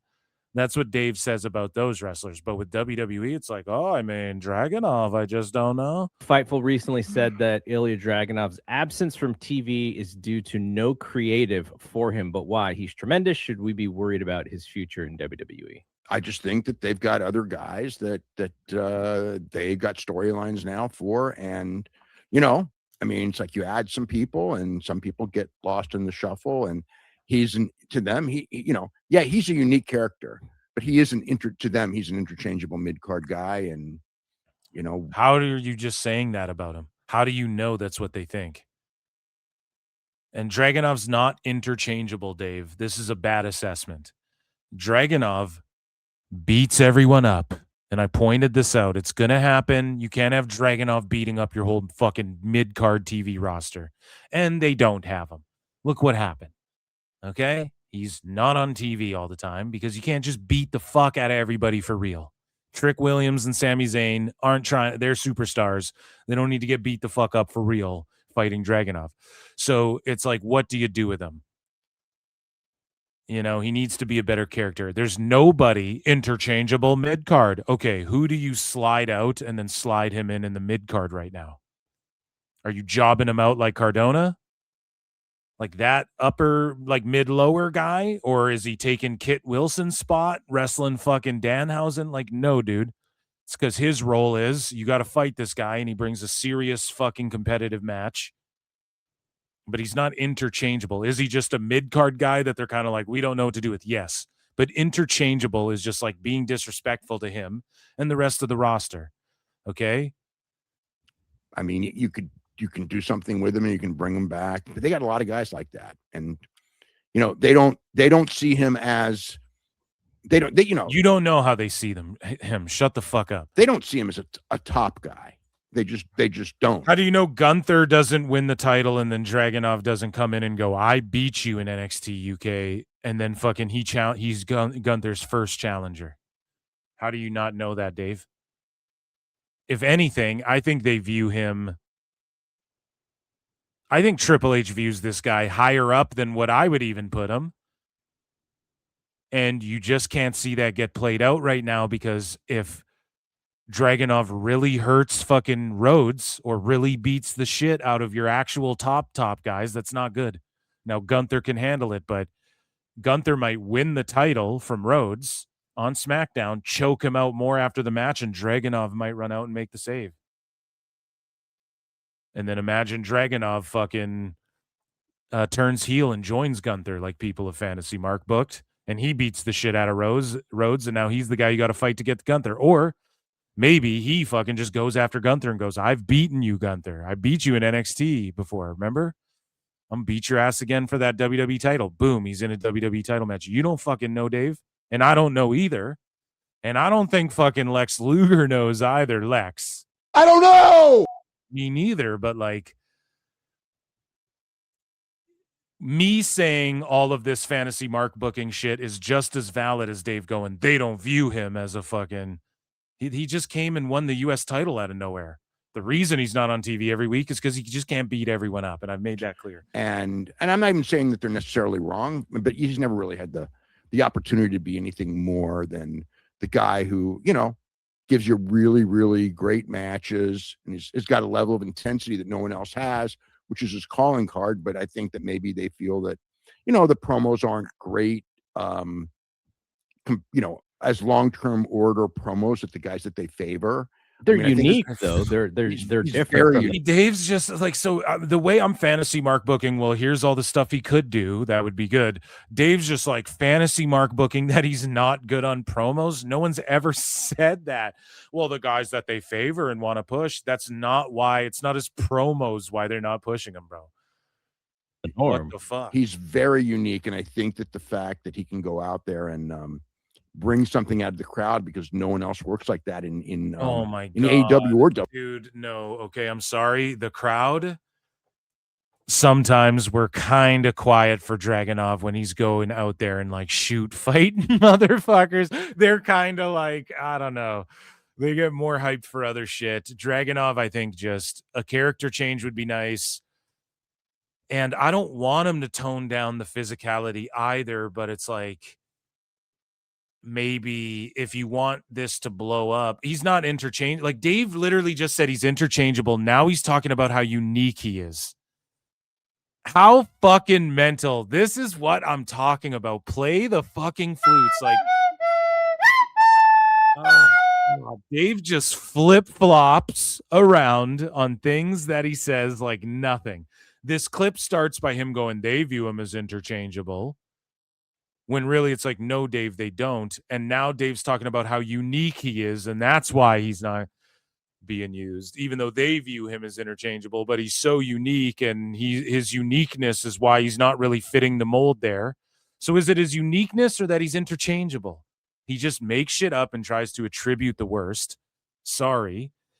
But let's lean into this uniqueness angle. It's true. And if maybe you could find like 5 guys who are down to just like fight him a few times over the next year, you know, and like really fucking fight him, and hopefully some of them stay healthy and shit, and you strap the US on them and you build the division.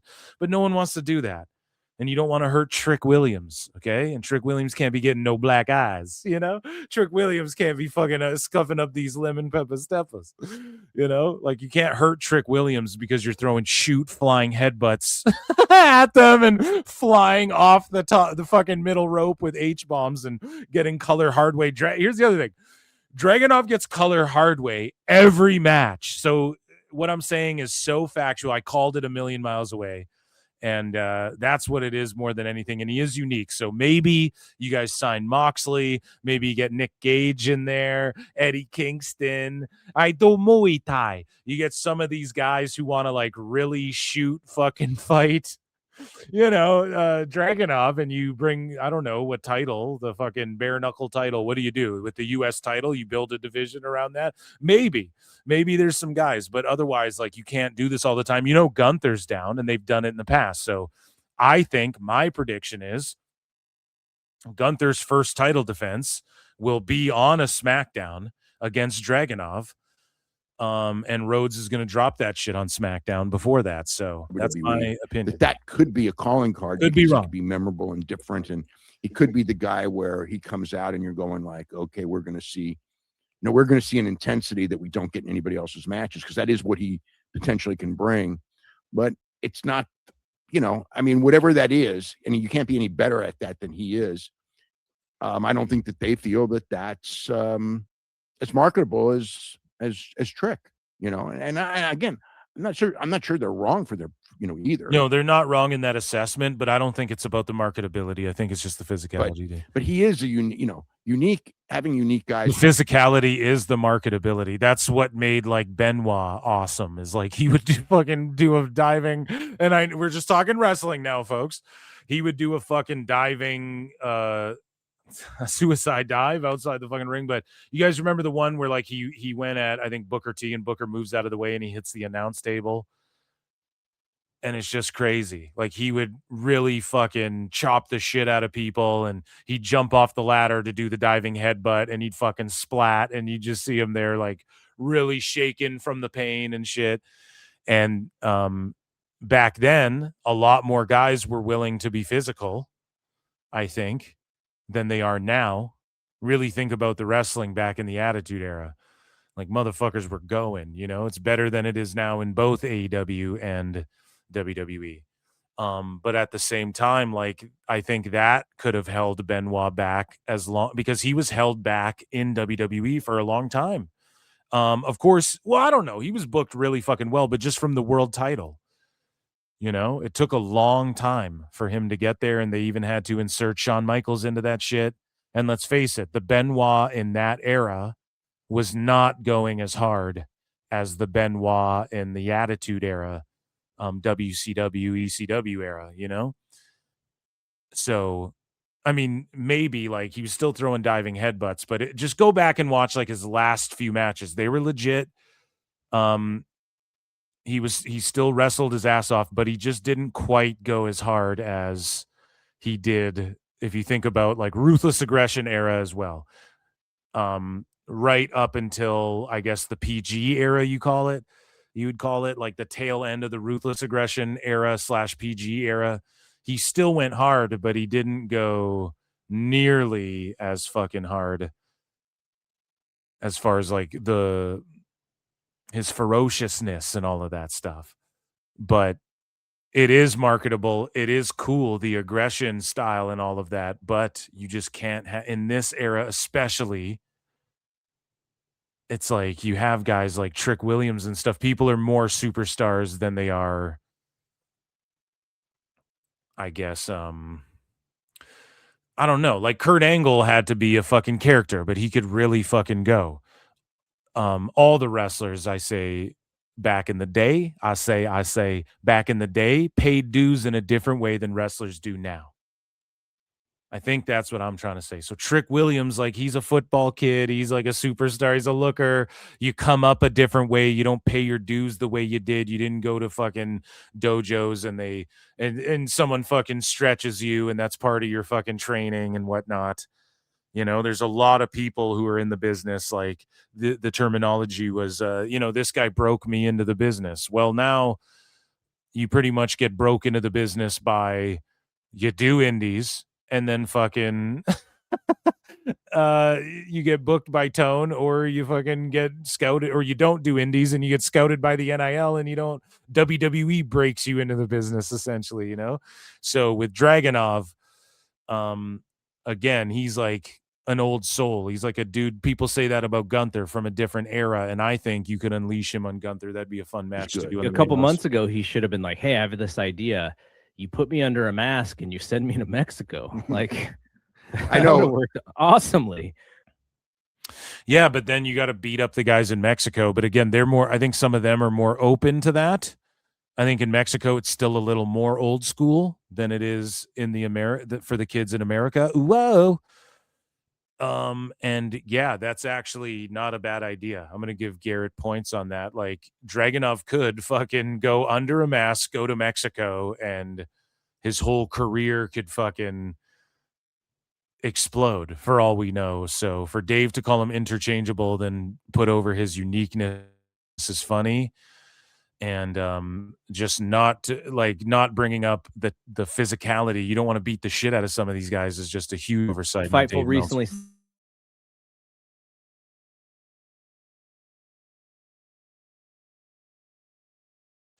Okay, well, this isn't unbookmarking for some reason. Okay. I guess that it unbookmarked. So we move along here. And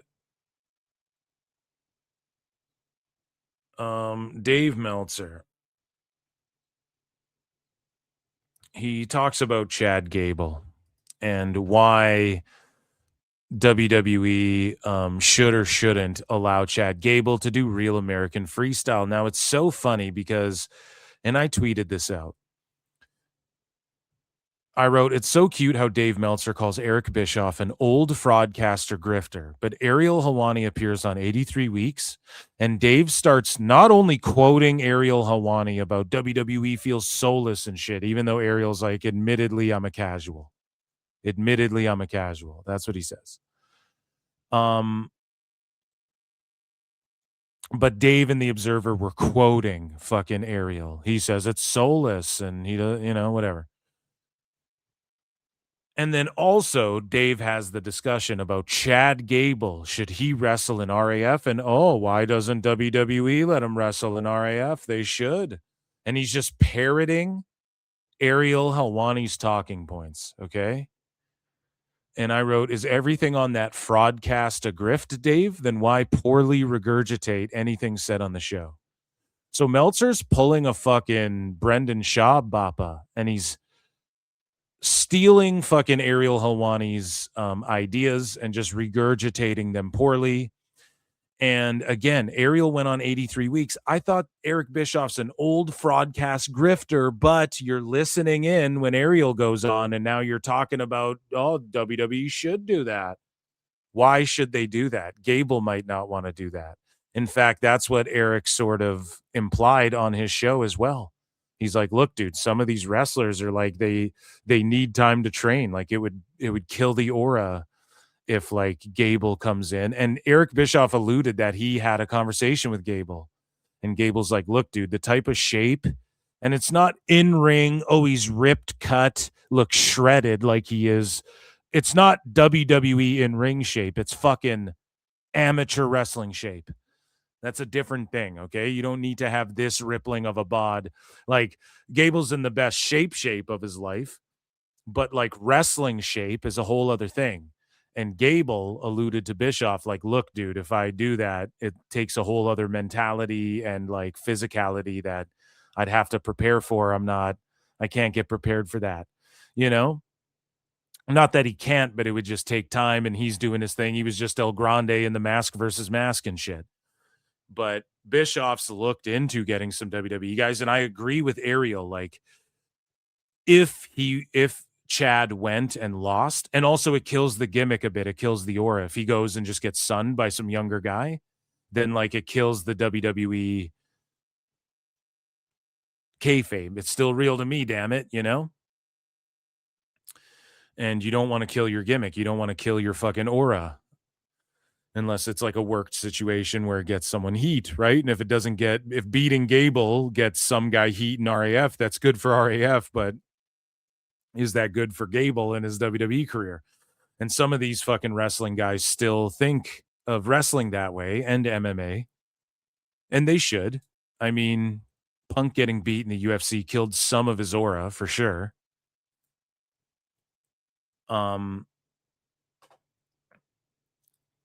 So we don't know if it's a matter of WWE should let him do it.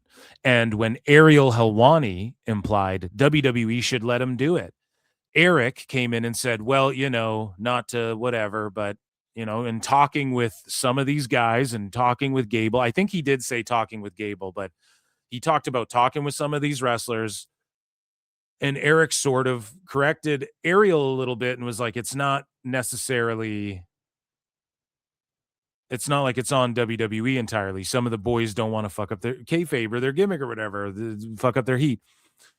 So now Dave heard that on a fraudcast grifting podcast, according to Dave, and now he's going to parrot it and talk about it here, but make it about how WWE should. He just dumped the Eric Bischoff stuff out of his brain and just heard Ariel bring it up. So now he's like, WWE should let him do it. And it might not even be up. They might let him do it, buddy. It might be up to Gable, who doesn't want to do it. Chad Gable hits the ring, and the heels bail, and then Chad ends up getting the mask, and he gives it back to the luchadors. And, maybe this guy's just like an awesome worker and everything like that, but he is an awesome worker. These suplexes, man, I don't know. They were very high angle. Did you hear Eric Bischoff said that he's trying to get Chad for the? I did. No, he didn't say that he's trying to get Chad. So Dave, here's what people say: I like waffles. Did you hear about how disgusting pancakes are, Brian? Bischoff. So Dave spins it, and his fucking audience hears what Dave says, and then they just listen to this as if it's gospel, and he expects people to listen to it as if it's gospel. But meanwhile, he's not even correctly saying what was said. And this is why when you hear Conrad Thompson, oh, come on now, Eric, that's not very fair. When he reads old Observer shit, and Bischoff's like, that's fucking bullshit, and I never said that and stuff. And he gets so mad. I think that's why so many people get mad at old Dave shit, because they hear it and they're like, is that what the fuck he said? And they're sitting there going like, no, I said this, but he just interpreted it this way. So Bischoff said he had like inquired with fucking pro wrestlers. You best believe, man. He's bringing in all these UFC guys. He's got ties with TKO and shit. You best believe. He's looking at some WWE guys and, hey, we're trying to make stars here and blah, blah, blah. And RAF's been just amazing for MMA, the MMA world, and just combat sports in general. And it would be dope. And much like Power Slap, Jake Hager fucking Power Slap, people, they're trying to get pro wrestlers in there. Of course, Eric Bischoff's going to look at some pro wrestlers like a Julius Creed and stuff like that, okay? So he said that he had talked to guys, not that he's trying to make a matchup. Ariel said, you should try and make that happen. And Bischoff's like, yeah, well, I've asked around. And I listened to that episode, so I know for sure what Eric fucking said. And Dave's now, oh, he's trying to get it. Brian didn't hear it, and he's lying. Oh, yeah, I did hear that, Daddy Dave. No, you didn't, because that's not what they said. It's not what they said. You'd hear him claim that, yeah. Yeah, I think that would be it. I mean, in the past, Vince would have never in a million years allowed that, but it's not Vince. I question if they would allow that, but Dana allows it, and with bigger names, a lot bigger name than Chad Gable, names than Chad Gable are on those shows. So, we'll see. I mean, he can. We'll see. No, we won't see, because Bischoff said we're not getting WWE guys. Like, I've looked into it, but it's not happening. I wish I had the clip from his show. I just listened to it the other day. That's all. But he's also 40 years old, hasn't wrestled in 13 years, and wrestling is not kind to 40-year-old people doing it at all. Oh man, Dave is like, we'll see if he can make it happen. So he's trying to paint it as if like Bischoff failed in getting Chad Gable or something like that. And that's not the situation at all, man. That is just so fucked up. And why would you listen to anything Eric says on his pod when you've called him an old fraudcast grifter, Brian? Why the fuck would you listen to anything he says on that pod to begin with? So, speaking of listening to pods, Dave Meltzer gets upset about Rey Mysterio and Undertaker laughing about and sloughing off CMLL. So Rey Mysterio appeared on the 6 Feet Under pod. And, of course, they talked about AAA and how well Undertaker's doing there, and Rey being a part of it as the general manager. And, of course, CMLL came up, and they just joked about it and, like, moved on. Dave gets up, his panties up in a bunch about this, and he gets all uppity about it. Meanwhile, they did talk about CMLL, and they didn't entirely slough it off like it was nothing. And I think I have a clip of what Rey Mysterio said, if we can play it here. Let me look it up and just pull it up for you guys. Rey Mysterio, CMLL. Because we have 2 clips, I think, where they actually do talk about CMLL. This might actually be the one right here that I have. Yeah, I believe it is. So let's head over here. We'll play this. Whoops. We'll play this clip. I think this is the one everyone's reacting to. That I really wanted to do is Wrestle in Arena Mexico with CMLL at the time. So I did a couple shows there. Who's that? Yeah. I don't know if I've ever heard of it. What is it? LMCA? What? LLCM. LLCM. Okay, got it. So Rey Mysterio saying how his aspirations were CMLL, and then Undertaker just being coy. Oh, who's that? Who are they? Never heard of them. Obviously, he's heard of them, and he's not trying to bury them, but it is his direct competition. He's booking AAA. Dave's gonna get uppity about it. They laugh about it. It's a nothing burger. Shout out 6 Feet Under Pod and Undertaker and Fanatics and all that shit. No one. Yeah, I don't think it's around anymore. I don't think it's around anymore. So again, it is what it is. But Dave Meltzer had this reaction. I went to Mexico for the first time. Yeah, Dave Meltzer had this reaction. I think that's the same clip, but this guy here just follows up and is like, for the love of God, Dave, it was a joke. Stop being so miserable. So we'll read that in full after. Let's get Dave's reaction. Rey Mysterio was a guest on Undertaker's show. Basically, Rey was talking about, I went to Arena Mexico CMLL, and then Undertaker immediately jumps in and goes, who's that? Never heard of that. MLC, MLW, or whatever. No, Rey said LLMC or whatever, and who gives a fuck? And Rey kind of gets. So Tony Khan can go on the NFL Network and go, WWE's the Harvey Weinstein Company. And Dave will just glaze the fuck out of it. You know what I mean? Oh my God, it's the greatest thing I've ever seen. But Undertaker just goes, oh, what is that? CMLL, and Dave's got a problem with it. The hint right away, it's like he's in a bad position because it's like, what's he gonna say? Ray's in a bad position. I mean, it's like you got to keep it cordial. You're on his podcast. Oh, Undertaker's in a bad position. What's he gonna say? He doesn't care. What's he gonna say? He just jokes about CMLL and then moves on. It's not like you're not allowed to talk about CMLL, Dave. Dave's like, CMLL's the greatest ever. What if WWE bought them? Would you turn your back on the Wolfpack and start talking about fucking AAA, how great that is? What would you have done, Dave? Jesus Christ, they just made a joke about CMLL and kept it moving. You're in a wrestling war. They're the enemy.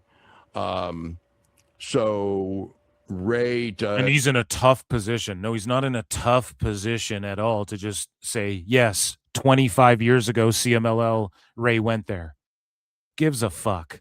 As LLMC, and they're trying to kind of make fun of CMLL in a pretty, in a way that came off very, very, very tacky. And then at the end. No, Dave, it just came across like Undertaker was like, oh, I've never heard of that. Have you heard of that? You guys heard of that? Oh, yeah. He just made a joke because he is booking for the competition AAA. He's the creative mind behind it right now. It's kind of like, do they even still exist anymore? Are they still around? And it's kind of like, of all the things to say, I mean, look at the equivalent. Let's just say that, who'd be? Dave, you just said that WWE is in WCW 98, meaning in 2 years they might collapse. So who gives a fuck? And now Dave's like, what if he was trying to pretend that he's thinking about a comparison? Either compare AEW to TNA, but he didn't want to do that. So he wants to say AEW to WWE. So now AEW to WWE is a fair comparison. But before you're talking about how, well, they would need Roman and shit to take over and all this stuff. And he's so butthurt by this. And he's like, well, imagine if Tony Khan and MJF said WWE is what? Harvey Weinstein? If they said what? That Undertaker and Cena it was the first time they didn't draw a fucking million, Just Dave? in, we have confirmed that Dave Meltzer fears PWT and flutes. It would be like if Tone with his full head of hair called Triple H and Shawn Michaels bald fucks or bald assholes or whatever. Dave? What?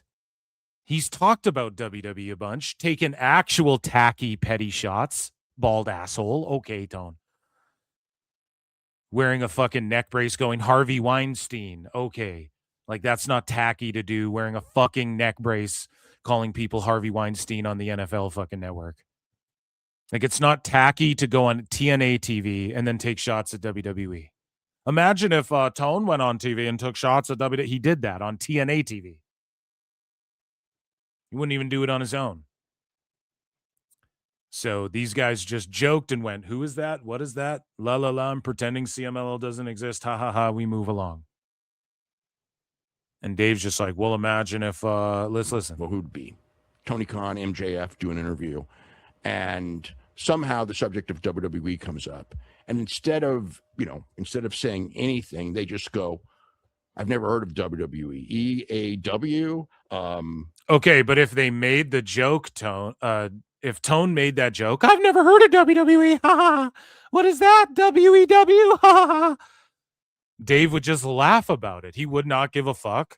People would be like, oh, come on. Tone doesn't, like, obviously people would know he was just kidding. And I would have the same reaction. Who gives a fuck? Obviously Tone knows what WWE is. He's just kidding.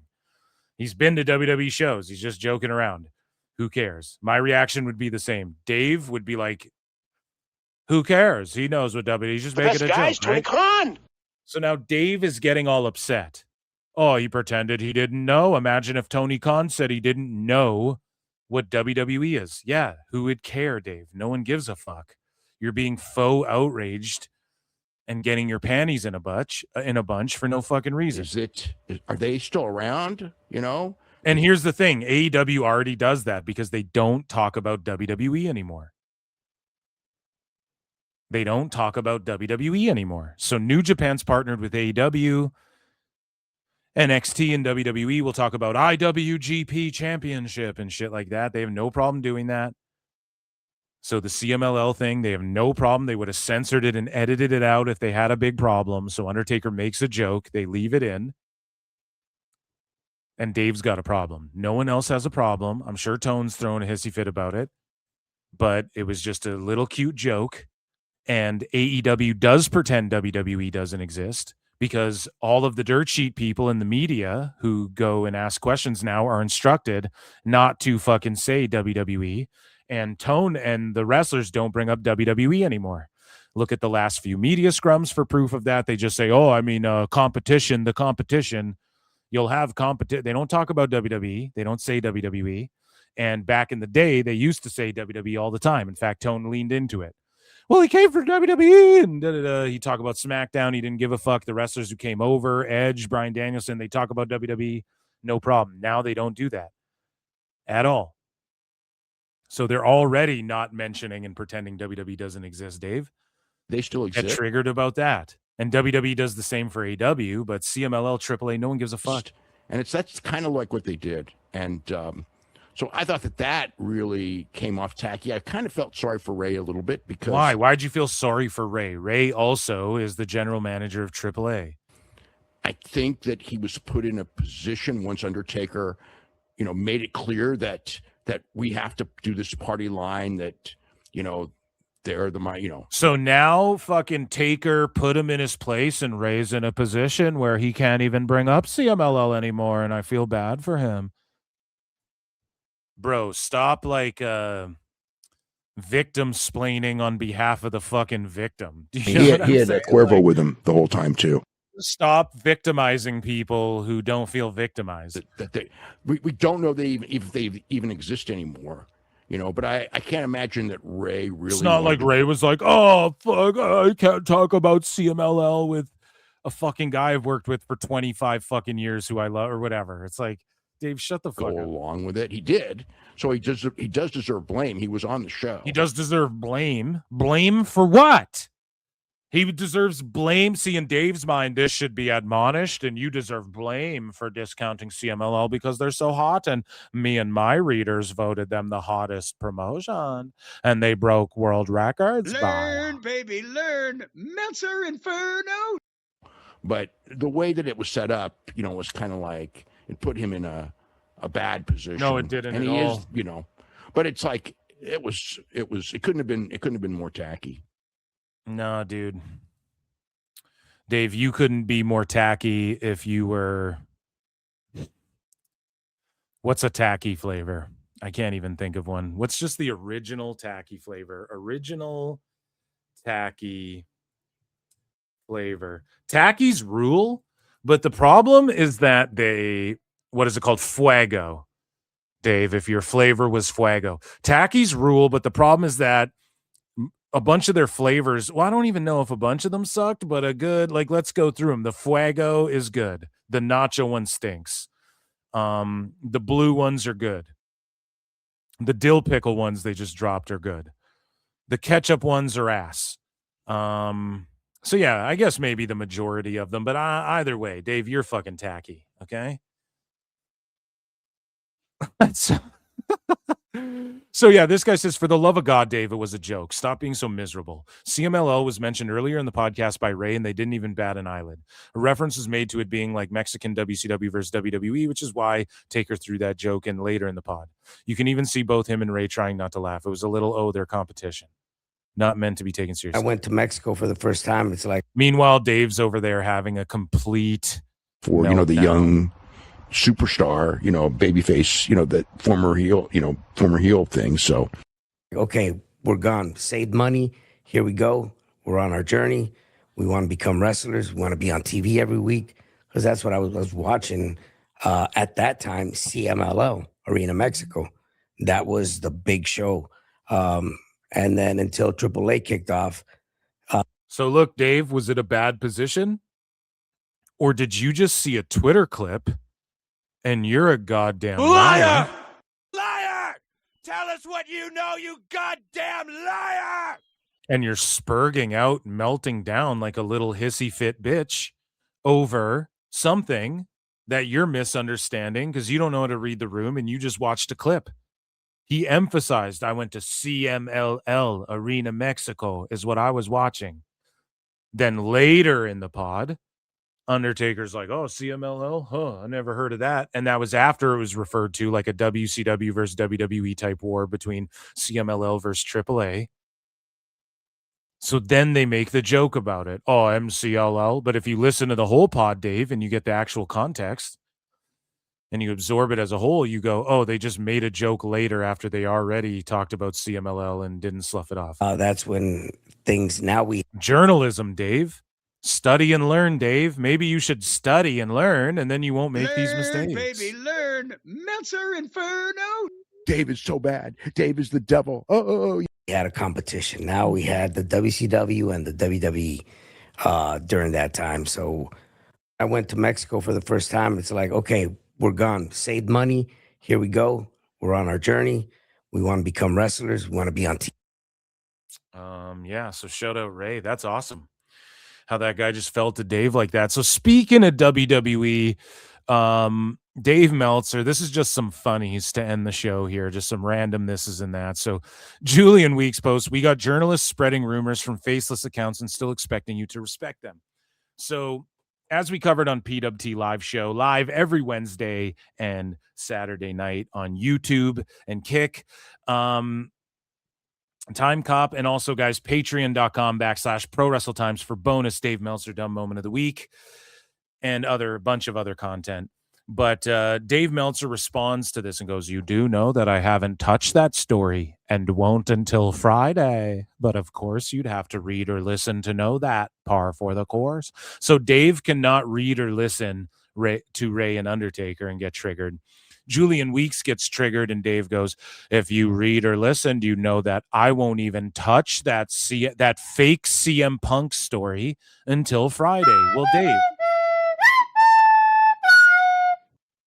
Well, Dave, you just felted yourself because you shouldn't touch the story at all because it's a fake ass story. Unless you're going to touch it, like Phil S. Marks touched it and go, it's utterly ridiculous. This is stupid. He had some fucking time off and it's just a random account made some shit up. Then why would you even say, I won't even touch it till Friday? You just confirm that you're going to talk about the fake ass story. And then Julian Weeks goes, okay, sure, Dave. Does spreading substantiated rumors live up to the high journalistic standards of the Wrestling Observer? And again, the Observer posted CM Punk rumors flying around that are currently unsubstantiated. Now, when Dave goes, I wouldn't even touch that with a 10-foot pole, Brian. Here's the problem. Dave, you tell everyone to study and learn and read and learn. Well, there's a thing called Wrestling Observer F4W Online. and you guys do radio shows and shit, and some people read all of the Observer just thinking it's coming and is being sourced from you. They don't realize, like, yeah, you guys hire writers that say shit. So Dave's like, I wouldn't even touch this story. Okay, but the Observer's writing about it, and you are the Observer. And there's many people who don't even understand because, again, you block people and you don't have a fucking wide enough reach or understanding of how to fucking really connect with folks beyond the dumb shit you spew, to where they don't understand, Dave, that you don't source everything. All of these people, like, you hire website marks and you don't source everything for them and shit like that. And people just assume if it's coming from Observer, F4W, that Bryan and Dave are the ones behind, like, sourcing this and confirming and putting the final stamp on, yep, that's factual, put that out. No, don't put that out. So Dave says study and learn the Observer. You try to do that and you look at their website and shit. And even if you do it, it's not good enough because Dave won't touch this story. And if you knew anything, I would. Okay, but the optics are that you're giving the okay and the Observer has been talking about it. And even though you say it's unsubstantiated, the fact fucking people even read some random Twitter account and went, this is unsubstantiated. You could take any random's opinion then and start making news about this. This is why dirt sheets are in the mud and they suck. And so, yeah, I mean, this fucking article wrote about it. And it's just quoting the random Twitter accounts fucking quotes about that Punk story. Now, according to Switchblade, and again, I said this on PWT Live Show every Wednesday and Saturday night, Switchblade 97, friend of the show, has said that the person, Jacob 2013, who came out with the Punk stuff, apparently he has been right about, like, Joshi stuff and New Japan stuff in the past or whatever. And some people speculated he was Tony Khan's burner and things like this. So who fucking knows? But he, like, the Jacob guy, and I give him credit. I read his tweets. He flat out was like, this is all rumors and absolutely could not be true at all. And pretty much he's saying he made it up, or someone just made it up and told it to him and he's just running with it. Right? So the fact all the sheets jumped all over, that's crazy. Again, I fucking have brought allegedlys to the show. I talked about Hot Lucha Summer before anybody even was sniffing a AAA deal. Okay? And nobody's quoting my fucking random Twitter account, right? I'm a random account too. No one's fucking quoting that and running, or anybody who puts out opinions or makes up stories. It's fucking crazy how down bad the dirt sheets are in these slow fucking news weeks. So, again, Dave jumps to Tony's rescue. And then we got just a couple more clips to go through. So this is courtesy of at AEW Neckbeardhausen. And he says, Dave to Tony Khan's rescue again. And Wade Plemons says, it's hypocritical to take the guy's money that was also used to fund and support Trump and tell the world you won't take money from people who support Trump. And Dave goes, if that happened in 26, I would agree. You are using something that happened in 2017 that they broke ties on later that year. Dave, you don't have proof they broke ties on that. A lot of people broke ties with Trump because it wasn't a lot of people in Hollywood, for instance, broke ties with him and started fucking hating on him. Okay? Because it was like you had to do that or people canceled you and shit. Right? So it was a fucking crazy, wacky time. And that's what a bunch of people did. But behind the scenes, they were still secretly conservatives and shit. And that definitely happened. Khan and them absolutely didn't break ties supporting Trump. You don't think billionaire Shahid Khan is fucking with the tax the rich party and shit, or who do you think he's fucking with? Donald Trump? You know what I'm saying, dude? Come on, man. So Dave goes, also, that was Shad Khan and not Tony Khan. Bitch, shut the fuck up. I don't believe that for 1 second. I don't believe that for 1 second. And also, it's the Bucks who are EVPs of the company. It's not just Tony Khan. It's Chris Jericho, who fucking has EVP power in AEW. and can do whatever he wants is one of the reasons, as you said, the Omega Jericho match, AEW exists because Jericho. So, no, it's not just Shad Khan, bro. If Tony donated to Trump in the election cycle or since 23-24, you'd have a valid point. How about this valid point, Dave, that you don't even, you claim to be this political pundit, and Dave believes he's fucking, he believes he's this guy who would make it in any field of journalism. How about this point you haven't even thought about because you're a dummy? Yeah. Tone is bragging about flaunting and, according to him, super excited and can't wait to go to work with the guys at Paramount. Well, Paramount, CBS, Ellison, Ari Emanuel, Trump, Musk, Dana White, Triple H, Donald Trump. I said that already. That's the fucking, okay, Paramount doing the White House UFC Freedom 250 card this Sunday. Oh, you mean those guys? You mean those Trump guys? Tone can't wait to get to work with those fucking guys that WWE works with. Fuck a donation to his, to his administration or whatever. I don't think there's proof Triple H donated to Trump. Maybe he fucking did, but Jericho did too. So, like, who gives a fuck? But you have WWE works with the Trump administration and stuff. Kind of like Triple H does some health shit.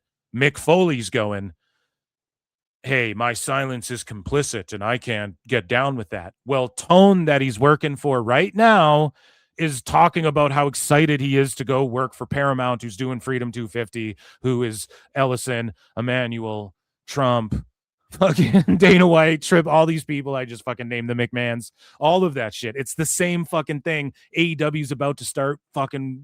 If Tone gets his way and Dave and everyone is, oh, why wouldn't Paramount keep AEW? Okay, so then they're now Mick Foley's silence is complicit and he's okay to take money from the money mark, who's excited to get to work with Paramount, which is what Mick Foley's against, is WWE and TKO working with fucking Trump so closely and stuff. So, like, what are we talking about here? You haven't even thought about this because you're dumb as fuck. Poor people don't like AEW. The sickos don't think about this because they're dumb as fuck. For real, though, like, none of them keep the same energy. If Tone was getting Saudi money, they'd give zero shits. They'd be like, go and get your bag, TK. And it's just like, you guys aren't really thinking this through. It is hypocritical. It's super hypocritical of Mick Foley to do what he did. And I know Mick Foley talks to Meltzer, so Dave's going to fucking sweep for him and Tony Khan. So he goes, Tony is using Shad's money to fund AEW. It's the same money. Boom. It's the same money.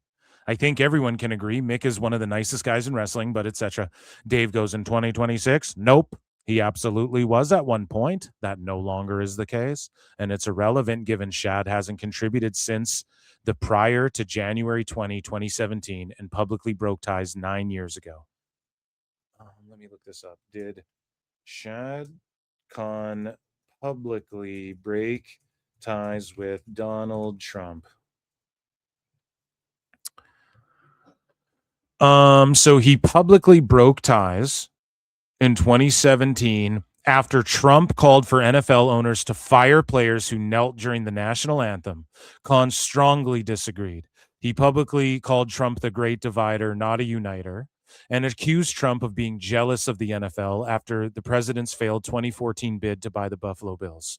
Khan notably linked arms with his players on the field to protest Trump's remarks. Okay? So there you go. He even protested Trump's remarks and stood up for his players. Now,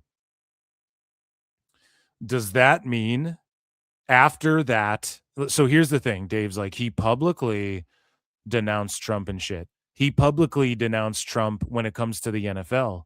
Now, Biden became president and then Trump became president again. Did he vote for Trump again, bud? Do you know that for sure, Dave? Are you a mind reader? Did the cons tell you that they didn't? What about the Bucks? Who did they vote for the whole time? Did the Bucks agree with the fucking no kneeling at the NFL? What about Jericho? Did he agree with it? I'm pretty sure his poor fucking wife people agreed with don't it. like AEW. I'm pretty sure his wife agreed with that shit.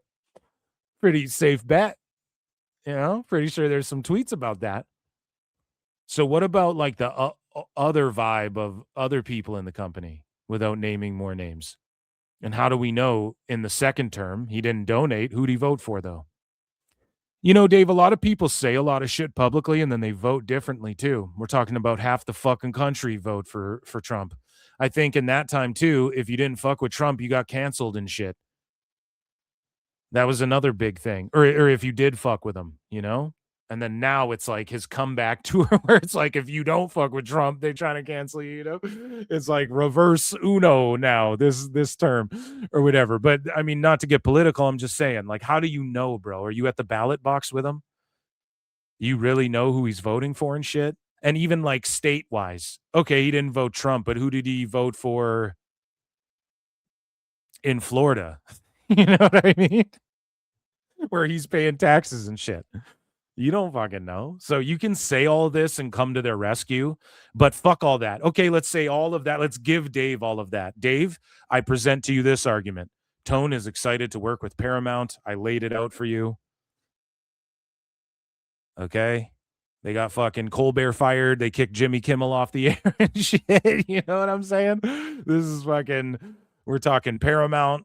They fuck with Trump. Freedom 250 this Sunday. Dave will be tuned in, and Tone's excited to work with them. And when Dave says it's not the same money, it is the same money, Dave. AEW hasn't made money, and you're lying if you think they have. And also, all of it comes from Shad Khan because Tony Khan, Shad Khan's made so much wealth for his kids and their family that no amount of money that Tone is bringing in or has brought in his life and his own endeavors will eclipse that. And the only reason those endeavors exist and those opportunities exist are because his dad's a fucking uber billionaire. So it all just stems from that. You know what I mean? And Dave is pretending like, nah, Tone's from the school of hard knocks. He's one of us. And it just ain't true. So, speaking of things that ain't true, man, Dave starts questioning what's going on with TNA, and people wants to know what is true when it comes to Steve Maclin. He was work fired. He was work shoot fired. He was shoot fired. Now he's shoot asked to leave the company. Myla Grace did as well.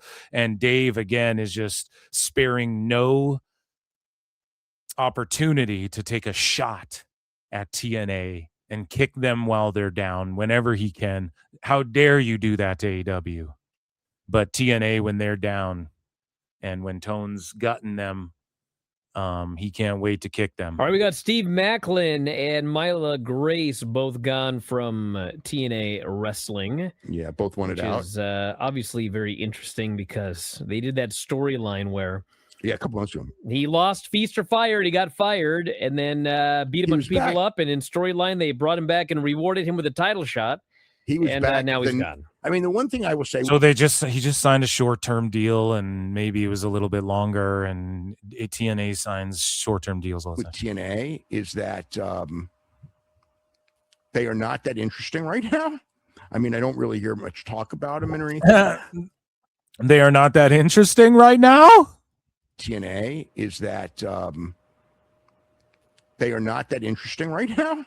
I mean, I don't really hear much talk about them or anything. What a cutie. It is, look, it's like there is a history that goes back decades of people who work with WWE, and it pretty much always ends the same way.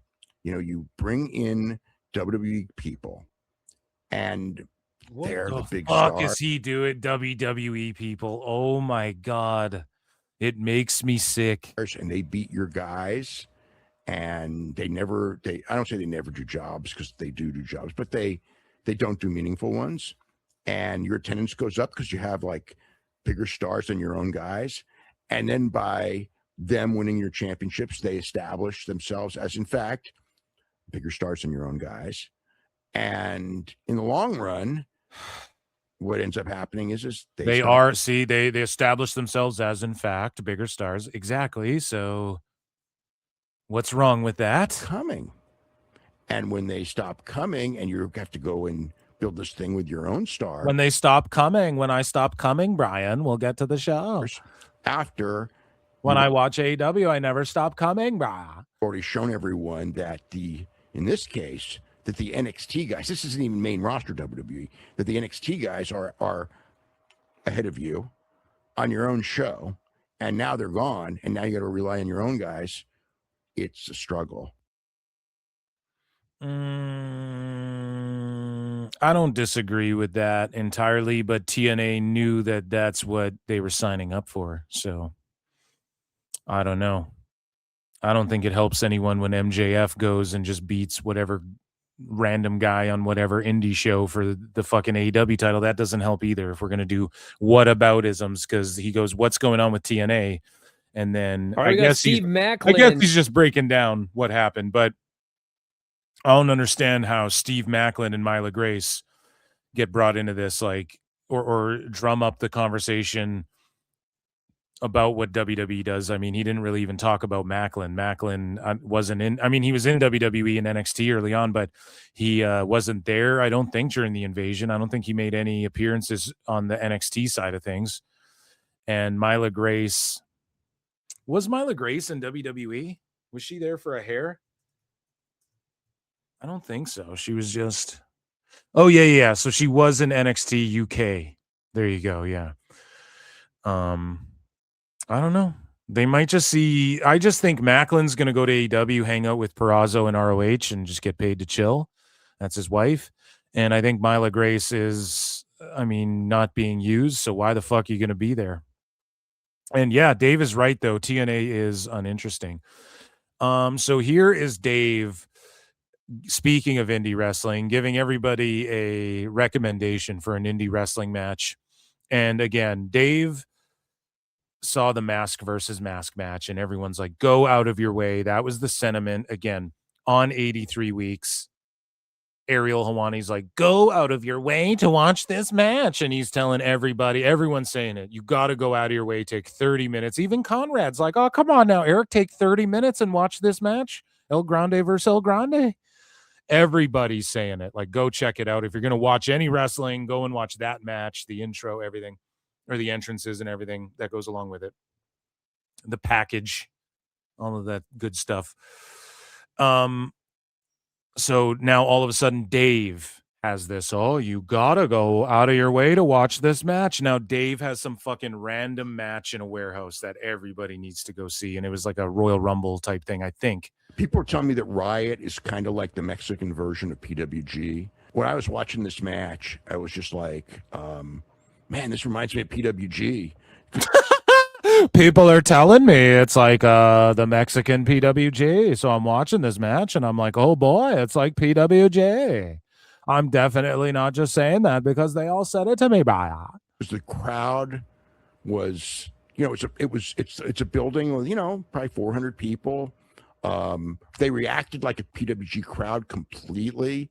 They worked like this match. If this match had been in PWG, you know, because again, things get wilder and wilder. See, dude, and he's fantasy mark booking it about if this match was in PWG. Okay, and if PWG was in Italy, what would have happened? Everyone's brains would have exploded, Dave. Holy fuck. Like Mars Attacks, everybody's heads would just start fucking, right? Like, what are you talking about? Right. If this match was transported back a couple years ago. We're transporting back in time, like Time Cop. Well, you know, that's Tony Khan's favorite movie, Brian. We're going to go back in time. And of course, if he had Cuervo. He had Cuervo with him the whole time, too. And in PWG, people would be just absolutely raving about it. Like, why, Dave? No, they wouldn't. These people are raving about this because it's cool and in with what they're doing now. Okay? People were going crazy and raving over PWG. PWG was a fucking botch fest. I don't care what anybody said. It was a sloppy botch fest mostly. People were doing crazy shit, absolutely. But when you watch some of those matches back, you're like, holy fuck. And I'm surprised more people didn't get way more hurt. Okay? But there was a lot of sloppiness going on in PWG too. But the crowd, it was like this underground thing. So no, if you transported this back to the PW, so these fans aren't good enough for you, Dave. It's got to be PWG fans. They would have just ate this shit up. Craziest thing they'd ever seen. There's a guy in the match, Sonic, who's I believe he's still in high school, and he's really, really short. And man, he's unbelievable. I don't know if there's a lot of luck that goes into this as far as getting the break. If there was a PWG, I could tell you that a lot of the guys in this What match, the fuck is he even talking about? If there was a PWG, a bunch of these guys would go work there. Yeah, everyone on the indies just like went and worked there time and again. A bunch of these guys in Mexico, these luchadors, would find their way to PWG, Brian. Holy fuck. And if there was a Chikara, they would have worked there too. What are we talking about? would have been from this. They would see this tape and they would bring him in and they would break him into the U.S. independent scene. But I mean, that match was fantastic. Did you see? How much did you see? I saw it. Yeah. I mean, I couldn't even attempt to explain it. It was just like from the moment things started, it was just boom, boom, boom, boom, boom for like 25 straight minutes. I mean, some of the craziest moves you've ever seen. And see, Brian's just like, whatever. Dave's like, oh my God. Brian's like, yeah, I mean, they just did a bunch of shit. They just my did. God, it's the greatest thing I've ever seen. They just did a bunch of things. And yeah, I mean, it was pretty crazy. My mind was blown that they did a bunch of moves. At what point does just doing a bunch of moves doesn't mean anything anymore? You know? Even drug addicts, man, you do a bunch of heroin, you need to up your fucking dose because it ain't hitting the way it used to. There's no way he just sees people do a bunch of moves and most people just react like Brian. We're like, okay, what else? So that is fucking crazy. So lastly, Dave Meltzer copes about, again, I think it's Phil S. Marks. I think he's hearing this shit for sure. I mean, I waged war against him in the past and we haven't stopped here at PWT. It's continued till now for years now. And he's waged war against my channel and all of that. No need to rehash all of that stuff, but Dave, and I ripped him apart for this. He was talking about how the Javon Evans Penta match wasn't great. And it was a great match, but I mean, Brian, I've seen a million matches like that. We've all seen great matches. And I mean, it was a great match, but I see matches like that all the time. And so here's Dave pretty much coping about that and bringing it up on the show again. Like bringing it up in passing in a way where he's trying to talk about the thing that happened and that everyone was roasting him for, but without acknowledging that he got roasted and said a dumb thing. He doesn't want to cop to that. So he's just like, oh, Brian, how like you can say a match was great, but you didn't like it. That's what this was. And that's what he was trying to say about Javon and Penta. But it's like, how is it a fucking great match and you don't like it? You know, like Dave's just so fucked up. Okay, for instance, Double or Nothing. Was Darby versus MJF a great match? I don't know. I don't think it was a great match. I liked it though. Was Takeshita Okada a great match? It probably was. In-ring moves, physicality. Sure, it was a great match. You could call it that. Sure, if you just want to isolate it in a vacuum. But to me, is it like blow you away? Fucking no. But do I dislike it? No, because if it wasn't good, you know what I'm saying? Dave somehow, he just tries to make sense of his own bullshit. And where most people, we just go, I'm not going to say this dumb thing because it does not compute. And I think about things before I say them. Dave doesn't fucking do that. So you know how sometimes we just did this last week where we just did this last week and Brian's going to sit here and Dave's like, we will go like, oh, it was a good match, but I didn't like it. And Brian's going to be like, yep, I know what you're saying. No, Bri, you disagreed. This was your big fight. So this is Daddy Dave cucking Bri as well by making him sit there and agree because Dave's like, well, we did this last week. No, Dave, you did that last week. Brian was just like, I thought it was great. I liked it. So you know how sometimes we just did this last week where we'll go like, I hated the match, you hated the match, and we go, but it was a hell of a match, Sure. right? Yeah. And people don't get that. They get so mad at you and me. How can you say that? How can you say it was a great match if you say No, we didn't get mad at Bry. In fact, people were putting Bry over, even though innumerable times I have pointed out that Bry gives you a string of hope, and then I don't know. You think he's throwing you a rope, you grab onto it, and it's a fucking thread, and you fall off the cliff. you didn't like the match? And it's like, I'm sure you'd say the same thing. I don't understand how you don't see the difference, right? It's like, well, I mean, I've seen many. It's usually some sort of hardcore, violent match, which is absolutely not my cup of tea, but I can recognize that it was a really great match. Yeah. And the fans are going crazy for the match, and it's clearly a successful match.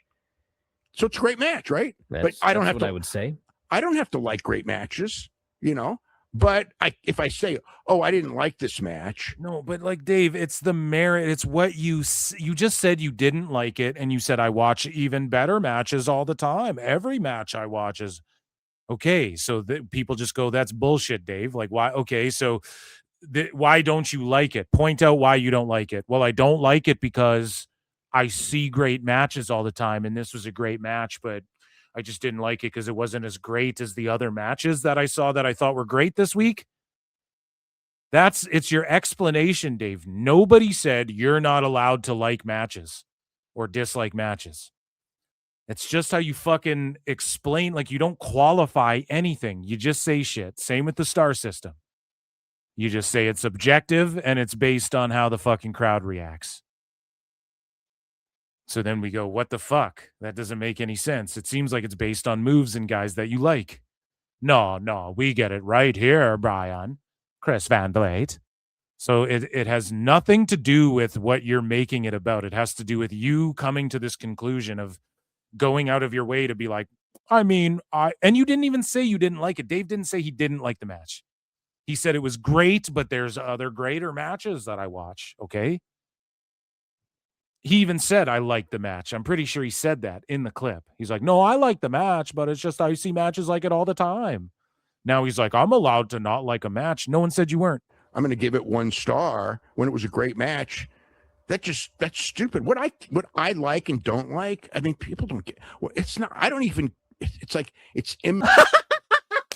It's like I don't even. It's like It's what the fuck. I mean, people don't get. Well, it's not. I don't even. It's like it's Oh man, that's so good. One more time. Don't like. I mean, people don't get. Well, it's not. I don't even. It's like it's immaterial. So anyway, the Yo match with Master Wato is like the opposite of this. Whoa. So he brings that up and goes, "This is the opposite of this.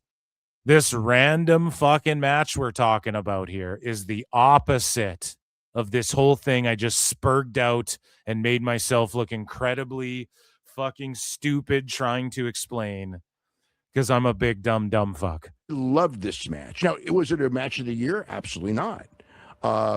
Was it technically? And now Dave is explaining, like, yes, so when Danhausen has matches, they're goofy and fun, and they're not quote unquote match of the year, but people love them. But to Dave, that's brainwashed, stupid idiot wrestling, not real wrestling. But for Dave, it's okay. So it's so funny how he projects that. He moves the goalpost and goes, I'm allowed to not like a match. Yeah, we know, Dave. We know. But Dave will criticize and sickos and his sycophants, the Observer sycophants, will criticize people for being fed-brained and brainwashed if they like the beads spot in a fucking CM Punk match. Oh, you guys popping for beads? But again, Dave, it's all good. Oh, this match wasn't match of the year, but I liked it. I'm curious what he rated it then. Was it technically a fantastic match? Yes. Was it technically a fantastic match? Yes. Okay, what about not technically? The fuck you even trying to say? So you know how and Dave Meltzer, he has no fucking clue what he's trying to say. He never knows what he's trying to say. And that's why I will continue to roast him until the ends of time. And that, ladies and gentlemen, was Dave Meltzer. Dumb moment of the week. Dave is so bad. Dave is the devil. Oh. Make sure you guys check out patreon.com/ProWrestleTimes for bonus episodes of Dave Meltzer Dumb Moment of the Week. Hit the like button, hit subscribe, and hype the video. Peace and love. We'll see you on the next one.